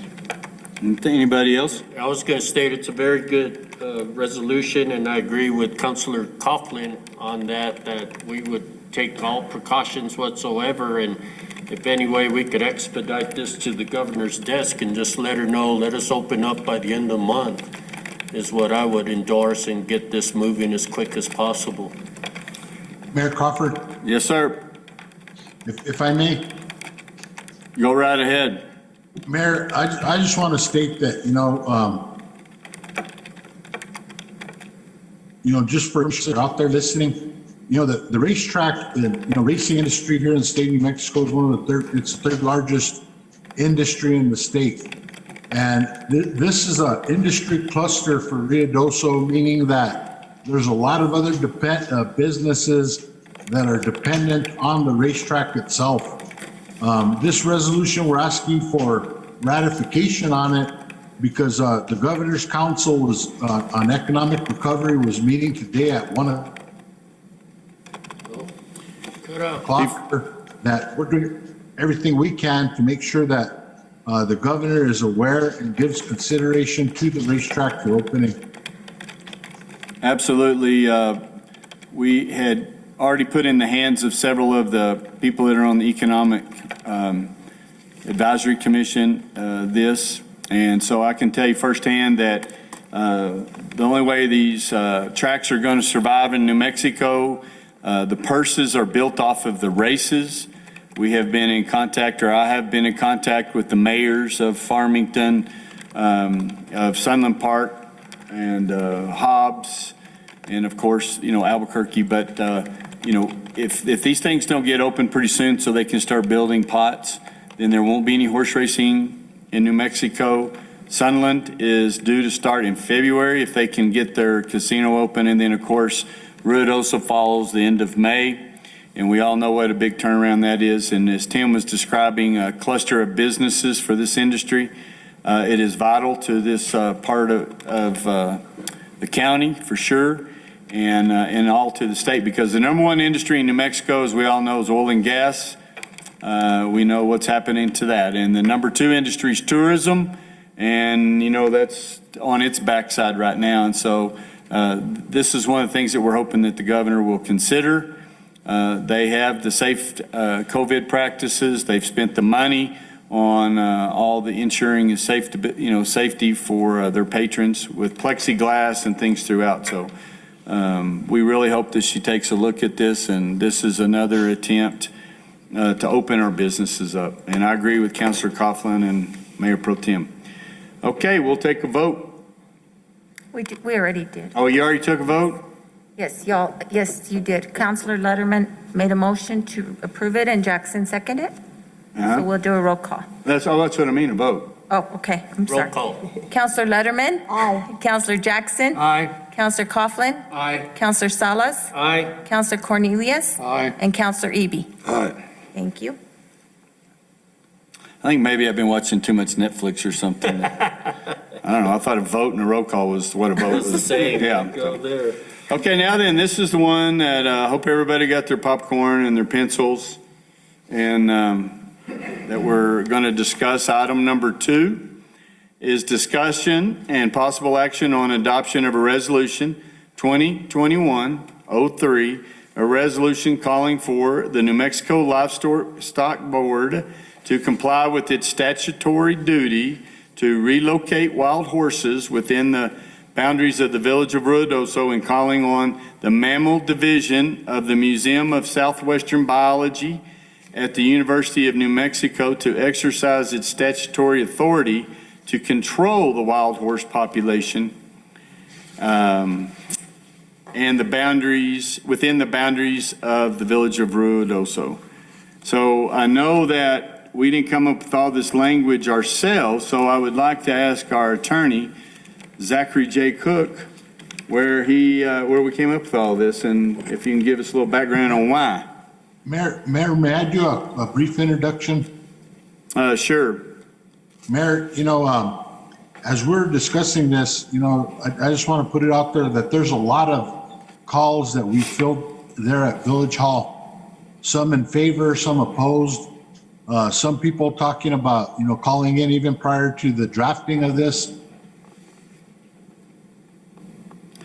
resolution of action, both from a horse advocacy position and then a human advocacy position of potential health, safety, and welfare, not just for the village citizens, but for the horses themselves. So in our discussion prior to drafting this, we wanted to make sure that we're taking some type of action and doing something, making sure that we find out who does have the authority to care for these animals in the correct manner, or oftentimes when we look at issues that affect the citizens of Village Ruidoso, we don't always have the authority. So this resolution really reaches out to try to find who does have the authority, and it's not that it's one-sided. It's that it's looking at the interest of everybody. So I just wanted to introduce that and preference that, Mayor. Well, and that's true. And we have asked all the people that look like are the agencies that would help us handle this, and they've all pointed at each other and then nobody. So we are going to take some action to get somebody that's responsible to help us do something. So, Mr. Cook. Thank you, Mr. Mayor and councilors, and I agree with what Manager Dodge just said, that this is an attempt to balance the competing interests of the horses and the horse admirers together with the general public and the health, safety, and welfare of the people in Ruidoso. So you guys came to me last week and asked me to draft something along those lines to deal with the issue that you guys see as a problem or an issue inside the village of how to deal with these wild horses. So what I did is the first thing I did when we were sitting here at that meeting last week is I pulled up the findings and conclusions from a lawsuit that is currently pending in the Court of Appeals that our District Court Judge Dan Bryant prepared and filed into that case after hearing lots of testimony and reading lots of briefs and doing other things that judges do. He prepared a 22-page document of findings and conclusions. So I sorted through that, and then I went to the statutes. There's only one statute that's relevant on dealing with how do you deal with wild horses, and that's section 77-18-5, I believe. And what that says is that, and I'm paraphrasing, is that horses that are captured in, wild horses that are captured on public lands shall be, and it doesn't, let me just pull it up here. Hold on one second. A wild horse that is captured on public land shall have its conformation history and DNA tested. And then it goes on to say other things. And so back in 2015, there was another district court case that was filed in Bernalillo County, and it also was appealed up to the Court of Appeals. And one of the issues on that appeal was, what does that statute mean? Because it's not a very well-written statute. It's written in the passive voice that shall have its history and DNA tested. Well, the question was, by whom? And so the Court of Appeals interpreted that statute and said that the legislature clearly intended for the livestock board to be the responsible party for the testing. Of course, that also says a horse that is captured. So the question remains is, who gets to capture the horses, right? I mean, I don't know that the governing body of Ruidoso wants to be the ones out there capturing the horses, and then based on that 2015 decision, call the livestock board and said, hey, the Court of Appeals said you guys have to test them, so we've captured them, y'all come and test them. So I think the reasoning in that 2015 Court of Appeals case would also apply to the capturing part. And so this resolution, if you look at Judge Bryant's findings and conclusions, and you analyze, what this one statute says, and then how the Court of Appeals interpreted it earlier, all you're doing in this resolution is acknowledging that there are competing interests with regard to the horses that are roaming in town, and asking these other state agencies who the court has determined have the responsibility of dealing with wild horses, asking them to comply with their statutory duty of at least testing the DNA. Not real sure about the capturing. There's still some questions out there about how you deal with that. And then asking the mammal division at the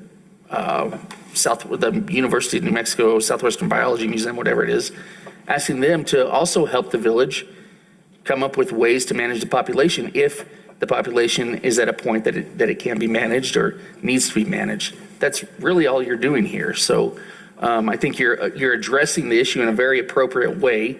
It's your town. You have a statutory duty to protect the real property inside the village, and you have a statutory duty to protect the health, safety, and welfare of residents and guests in your village. So I think this resolution accomplishes all that, and you're not calling for the horses to be gathered up and slaughtered or any other horrible things that have been suggested. So that's how I came to write the resolution. Okay. And I think it does cover the boundaries because while we do love the horses and see them as we do the elk and the deer and everything else, I mean, that's just part of being here these days. But, the calls that we get after dark on Hull Road of the near misses of the horses, and, I don't want to be that guy that has to, see a bad accident before we take action. And that's what we're trying to do is we're going to find out who has the responsibility. And I know there's all kinds of processes out there that we're looking at. I have been in contact with different organizations. I'm not going to name one over the other, but about sterilization programs that are going on in Sandoval County, things that have gone on in Montana, Arizona, Nevada, on how that we could have maybe both. And so anyway, we are going to work on that. And that's not to say for our dear neighbors up in Alto, you don't have to keep running them down into the village. So I know who you are. Y'all did do that. So, but we want to take control of the situation, and this is the way that we know how to do things. So we're going to get the discussion moving, and I hope that all of you concur. So that's all I have. Mayor? Yes, ma'am. Zach, I think all of us have seen at White Mountain School, cars parked, the children get out of the cars. I've seen the parents stay at the car and the kids run to the horses. If someone gets hurt, would the village be responsible? Well, let me just tell you this. We have since put up signs that work with our ordinance about not feeding the animals. Right. And the police department, I have talked to them, and they will be handing out paperwork called tickets. And, that we will pass those out because it's serious. We want people to stop feeding the horses inside their vehicles. The other day when the Yahoo on the orange Can-Am with black and gold accents, we know who you are, was out there chasing him. Y'all probably saw him. He's pretty popular on Facebook right now because he had some good video of him.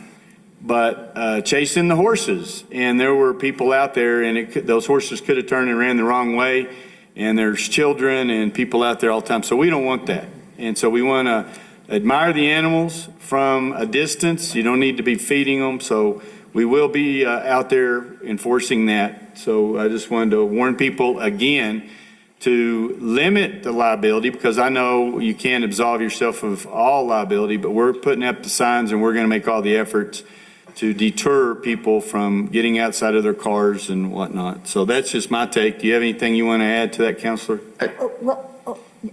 Let me rephrase that. So if we have signs, does that help us not be willful indifference? I mean, we acknowledge the fact that, yes, the horses could be here.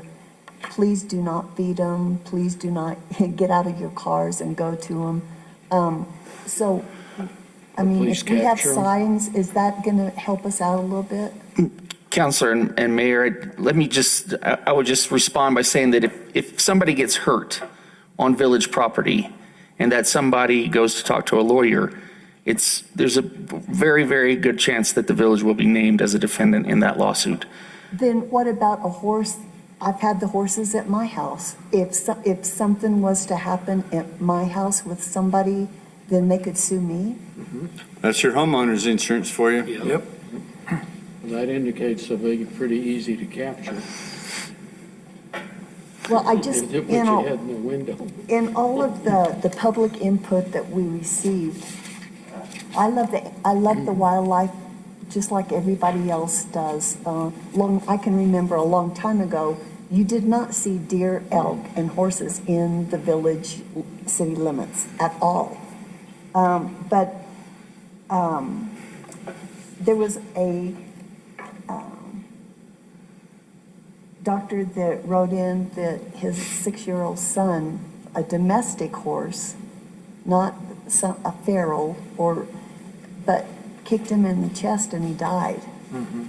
And, we also have other people saying that just because it is a domestic horse, this is my pet, I feed it, I rub it, they still kick, they bite, and we don't know what these horses are going to do.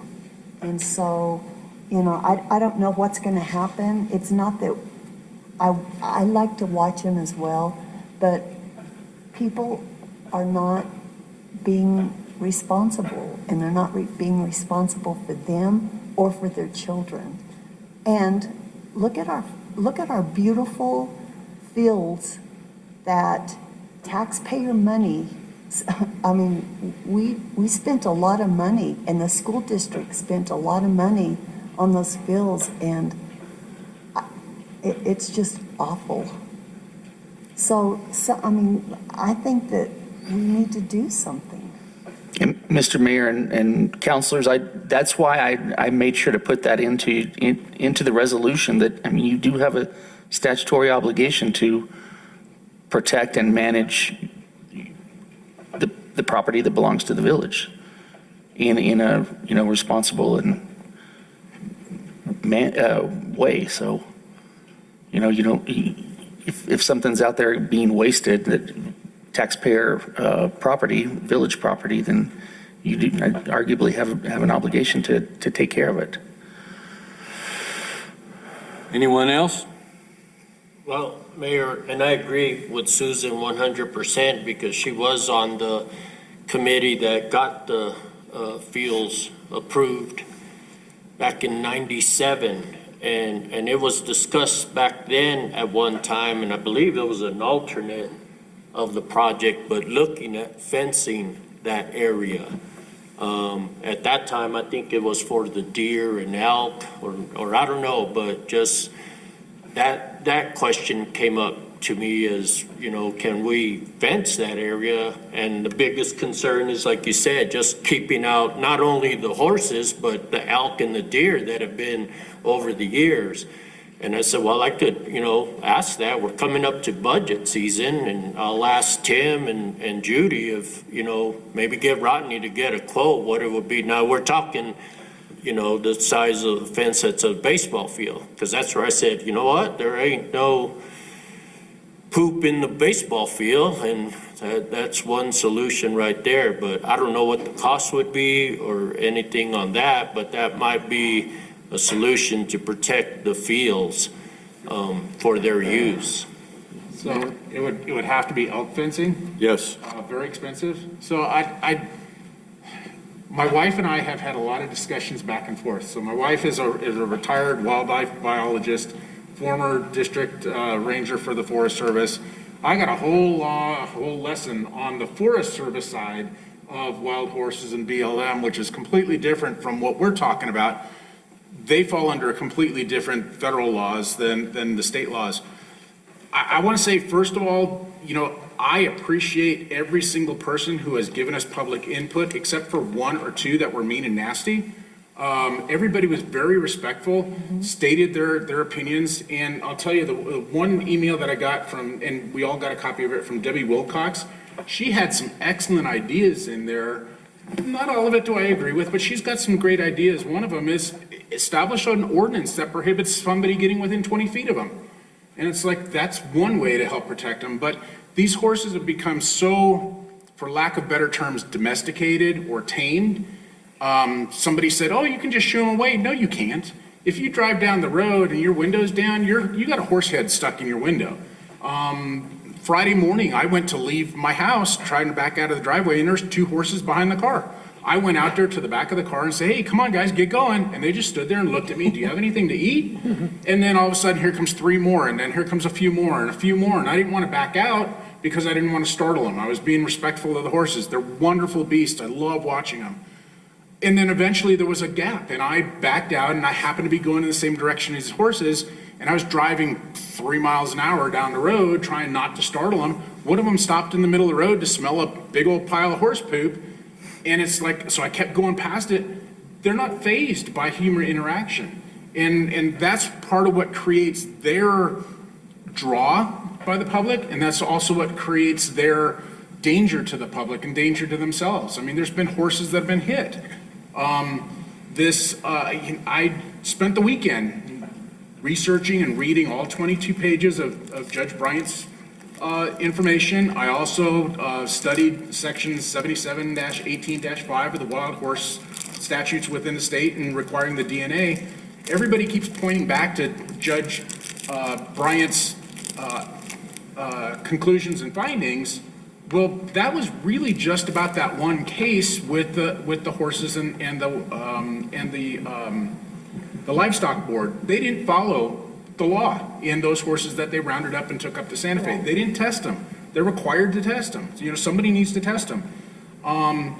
But it says that if the horse is not a Spanish colonial horse, it shall be returned to the public land, relocated to a public or private wild horse preserve, or put up for adoption by the agency. So it's not saying what some people are saying, you have to return it back to where you got it from. That's not what it says. And we're not asking for the horses to be rounded up, sent to auction. We're not asking for anything other than those two state agencies that are mentioned in the law, that they do their job, and let's work with it. I mean, the other thing that comes out is, you guys need to do something about the deer and the elk. Well, how many times have we had Game and Fish come before us, and they've identified there's a problem, and we're trying to get Game and Fish to do something about the elk and the deer population within the villages? So we are working with that. However, it's their agency. They're the ones responsible for it. We can't do anything. And that's all we're doing here, is we're just asking the responsible agencies to do their job and to come up with something to protect people, to protect property, and to protect the horses. So everybody else who thinks we're trying to do something nefarious and we're trying to get rid of all the horses, we love the wildlife. And there we go, you know. But I would like to also direct our tourism department to please remove the pictures of the horses out of all their advertising, because that's a draw. And yes, they're beautiful to look at, but it also creates that public nuisance because people look at them and they want to know where to go. I'm not telling you where I live, you know, so I don't want people up in the neighborhood harassing the horses and looking at some. I was out there one day taking pictures and people were pulling up and and they're wanting to go out in the field. And I go, no, you can stay back here. Don't scare them. You know, take a picture from the road and that's it. But we've all seen the idiot in the side-by-side. I've seen somebody in a Yukon or Suburban or something, a long haul road, off the road, driving in the right-of-way, slowly chasing the horses down the road because they wanted to get closer to get a picture. So they need to be protected from the stupid people. They need to be protected from themselves, and that's all we're trying to do. So, you know, it's nothing other than that. Anybody else? See, I saved all my time for this. Well, you did save a lot of your time. I thought you were going to say that with all the cancel culture and tearing down of Christopher Columbus and changing the dates, that these Spanish horses were going to be seen as invasive species and that you were supporting. No, but I did hear that from somebody, so I'm not going to say it. Okay. So I think that we've beat this horse to death. I won't use any more of those things. But I hope that everybody understands we do love the wildlife. We want to respect the wildlife. And I think what you've seen and heard is that we have our own citizens that aren't respecting the wildlife. And but tourists. Tourists. And we want to make that message loud and clear that, you know, we want to respect it. I want to see Chief Hooker out there with one of those laser deals at 30 feet or 20 feet. But the thing about it is we have to let people know that we're serious. We need to put up the signs. I can remember years ago as a child in Royal Gorge, you go up there and we'd feed all the deer, and they were humongous deer. And then years later, I went back and there was a fine of like $5,000 or whatever dollars if you get caught feeding these deer. So you can make it as serious as you want to. And we all here in Ruidoso, we've always taken the plan, just like with COVID and other things. We love to educate, to try to get the better people that we all are on the inside to adhere to what's best for our community. So that's what we're doing here. So is there any other, did we get a motion on this? Not yet, but Mr. Mayor, the only thing I would say, going back to the focus of this, which is less emotional, is that ER visits for horse-related injuries are not uncommon. And irrespective of this herd of horses, any rancher will tell you that. They kick and they bite, and they may charge. And so I think it's important to keep that in mind. And many people don't, I think they've seen too many Disney movies. They think that these are like pets, and they're not. And it won't be a problem for us until it is. That's right. And it's not when or if, it's when. Okay. All right, I'll entertain a motion.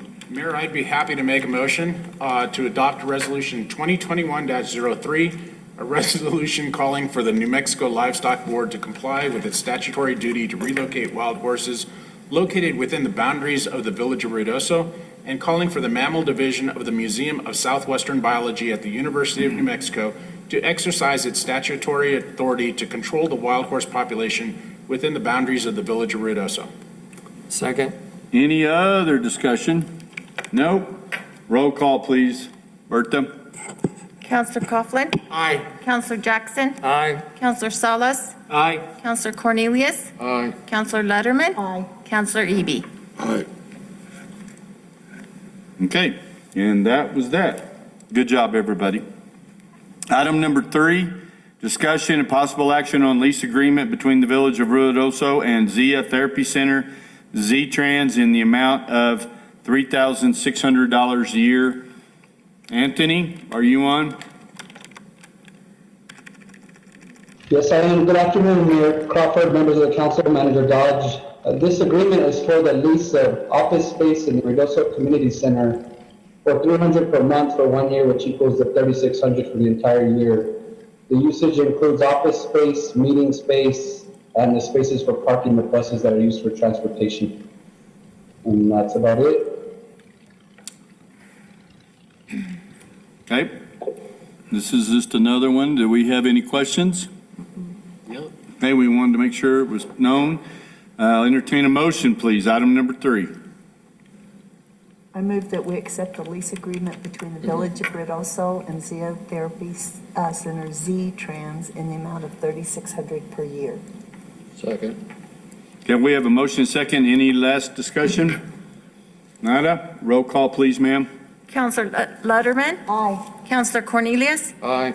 Counselor Eby? Aye. Counselor Salas? Aye. Counselor Jackson? Aye. And Counselor Coughlin? Aye. All right, we're moving now. Item number 4, discussion and possible action on change order number 1, requesting an extension of time to February 28th, 2021 on task order RFP number 2020-005P-01 with FBT Architects DBA Groundwork Studio to perform a master plan of the Grindstone Canyon and Reservoir in an amount not to exceed $74,525 and no cents, excluding gross receipts tax. Mr. Griego? Good afternoon, Mayor and councilors. This is a request for an extension for the completion date for the Grindstone Master Plan. During the year, the public engagements and meetings were delayed due to a couple different issues with COVID, and the village had requested some surveys be sent out to the community. That way we adequately polled the community. And due to that, the contractor is requesting additional time. As you mentioned, the completion date would be February 28th, and then they would present the plan to the Village of Ruidoso at that time. Okay, does anybody have? And also, I would like to add that there is no change in the dollar amount. It's just a request on an extension of time.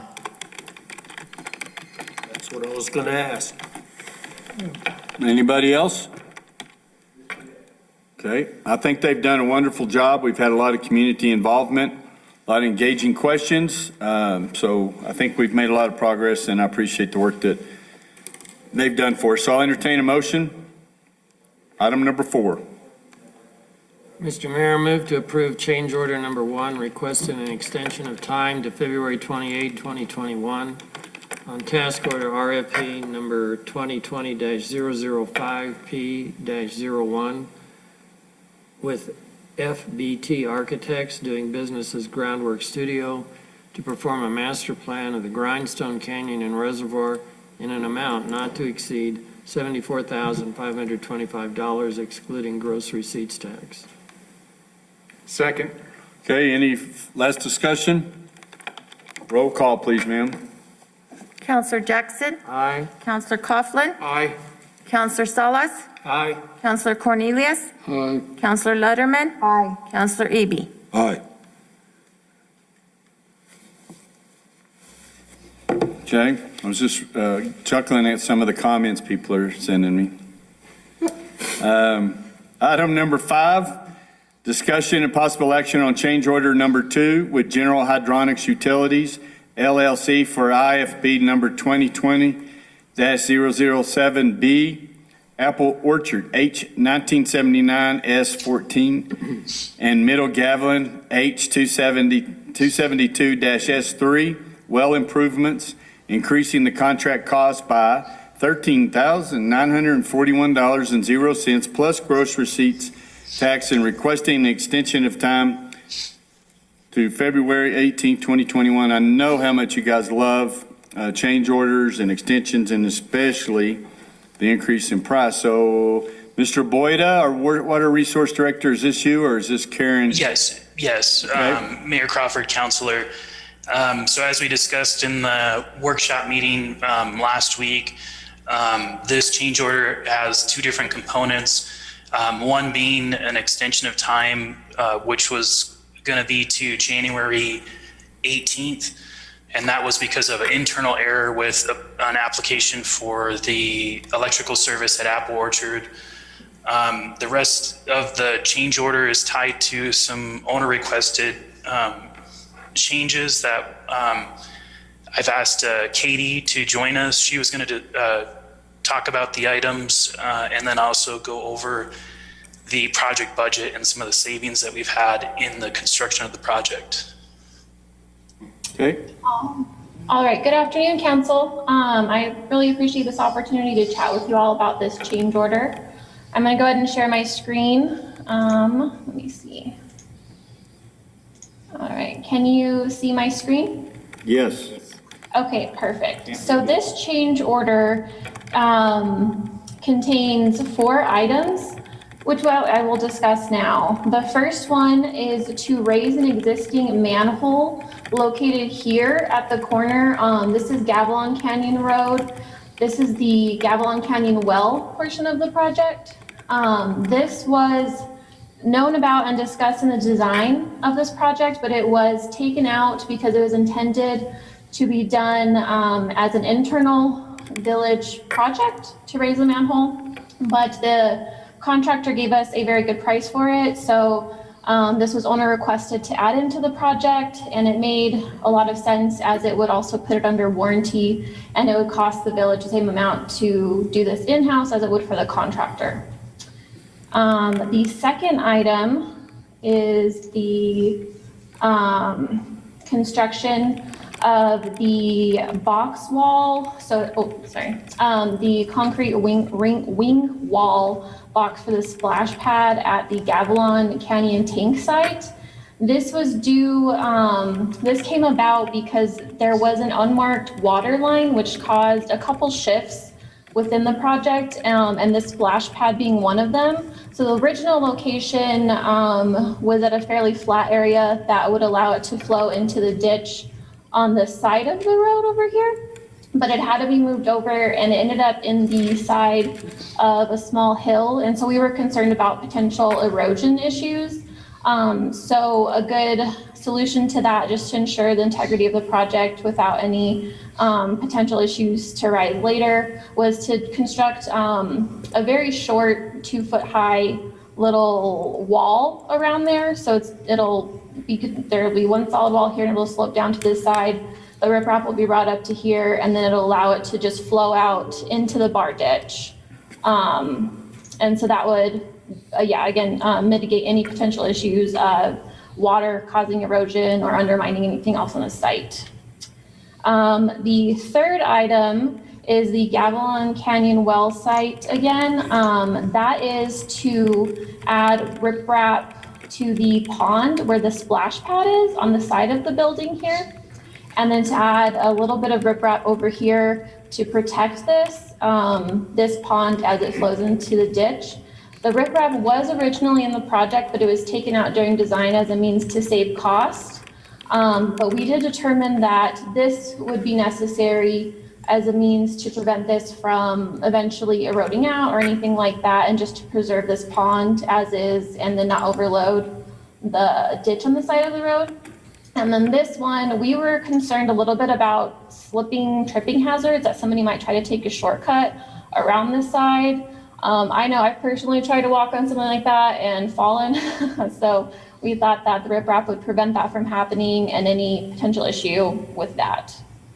And the fourth item is the modification of this, let me zoom in just slightly. So part of the project was to add sidewalk around the existing well building. There was 2 concrete pads that were already there. Those were taken out, and then the contractor constructed this as the same height as these were. However, that does cause a potential tripping hazard going into the chemical storage building, as those have to be wheeled in on a wheelbarrow, a dolly, with because the barrels are pretty heavy. So it is just to construct a short ramp to enter this, and that would again just mitigate any issues of any hazardous things with the chemicals or tripping or anything like that. And that was a very small item in the change order. And then overall, so as mentioned in this, the change order amount is $13,941. But with that amount, we will currently be under the total project original cost by about $27,000. Again, we still haven't got the final payout, so that's not a concrete number, but it is in the ballpark. So $27,000 under. So you will see the final change order at with the final payout for this for a total project decrease of $40,000, because this will increase it by the 13 with the 27. So overall, we're under budget, and General Hydronics has done a great job on the project, and I think that you have a really good product that's come out of all of this. Okay, what was I don't get the math. You said that the final payout, you're expecting to save 27,000? Yes, so so this change order will increase the total project amount by 13. But if you look at just the original contract amount, no change orders included, we will be under roughly 27,000. Again, I don't have the final numbers, but that is what we're estimating at the time. Oh, okay, you may have flip-flopped the numbers, because I understood you're expecting to save 27,000, but then it's gonna be a $40,000 under. Because looking at this, the original contract price, we had change order number 1, which added $556, and now we're on change order number 2, adding $13,941. So, I mean, I'm seeing the price go up. The final, we haven't seen yet, and we're just kind of assuming what you're saying. Oh, I'm sorry, go ahead. No, we're just, at that point, we're just assuming what you're saying. Yes, so the original contract amount excluding change orders, so excluding any increase in the contract amount, was $970,015.35. Yes. And so that amount, once everything's processed, the final payout and this change order included, the total project savings, the total net project savings will be roughly $27,000. Okay. Unless another change order comes up and takes up that 27,000. Well, and part of it is, The only change order should be a decrease coming up. So I think we would have liked to include these in the same package, and then you would have just seen a decrease, but unfortunately the timing didn't quite work out. well, and some of these change orders are things that I think could have been totally handled in the design. It seems like we missed stuff in the design, and then all of a sudden, oh yeah, to me, we're seeing so many change orders coming back. The things are being designed, and no offense to you, but we're hiring firms to help us with the design, help us with the contract and the construction, and then we keep getting these change orders of things. Oh, well, we missed this. Oh, we missed that. And it's kind of my analogy is kind of like buying a new car, and then as you're ready to sign the paperwork and drive it off the lot, they go, oh, by the way, you have to buy 4 tires for that. That's not included. That's a horrible analogy. Well, it just kind of seems like it. I mean, it's like, come on, really? You can't see that you walk around that building and you almost fall down yourself, and we're not dealing with it up front, and then all of a sudden we need a ramp so it's not a trip hazard moving these heavy barrels of chemicals in there? That should have been obvious. So I don't know. I'm not really. And if I happy can, with this. I would just like to say, that especially when we're rehabbing something, there's always little things that come up that are, that we catch along the way. And as I mentioned, a lot of these items were things that were discussed and determined and designed, but were taken out as a means for cost savings. And since we were so far under budget, that it was with us in the field with the owner representatives, it was determined that this would be the best course to include these because they're long-term maintenance issues, they're under warranty, and you're still under budget for a lot of these things. And again, this is this case, and I do understand that change orders can be a scary item, or you are hiring professionals that you feel should catch all of these things. But again, some of these are things that we were just aware of ahead of time, but we're determined to take out. and it ends up with a better product in the end. And the sidewalk was intended to be built with a ramp, but it was misconstructed and it was matching the existing sidewalk. And this was a proposed alternative that was determined in the field between myself, the engineer representative, the owner, the village staff, and then the contractor. And this seemed like the best option to move the project forward and not have an even larger increase in time to demo part of the work and do that. Okay, so wait, you just said misconstructed. So was it misconstructed or misdesigned? It was not misdesigned. It was intended to have a ramp in there, The but contractor screwed up. the ramp itself wasn't built to the adequate height. And so a small additional ramp was proposed with that, and it seemed the best alternative to move forward with the project. So the contractor screwed up and now we have to pay the difference, basically. I mean, if they didn't build it as designed, they didn't build it the way it was supposed to be, now it has to be fixed and we're getting an extra bill for it. See what I'm saying? I mean, Counselor, this is Jerry Paz with Molson Corbin. Hey, Jerry. One of the other things that I'd like to point out is on these projects, as we're reviewing the preliminary design, the 90% design, the final design, and we talk about maybe the village can come do that later. We're mindful of the overall project budget, so we're always trying to not gold plate these things, and the village is very participatory in what we put in the contract and what we don't put in the contract. Maybe another way we could have handled this is to put these items as alternate bid items so that we get the bids up front, and if the village then chooses to have them, we can then award it as a part of the overall project instead of waiting to the end. Sometimes when you but the prices that came in from General Hydronics were very reasonable. They weren't gouging the village. They're prices that we felt were fair.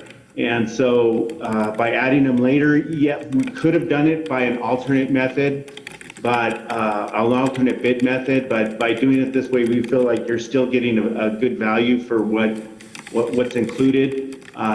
Some of these things weren't omitted, they were just taken off the plans because we felt the village thought, well, maybe we could do that later and try to get our overall project budget down. And as Katie said, that the two items, I mean, there's other items like testing allowance where we estimate the number of tests and we put a budget in there for testing, and that has not been fully utilized, and we don't expect any more to be utilized, so we do expect that future credit to come to the village. And then the second one is extension of power lines.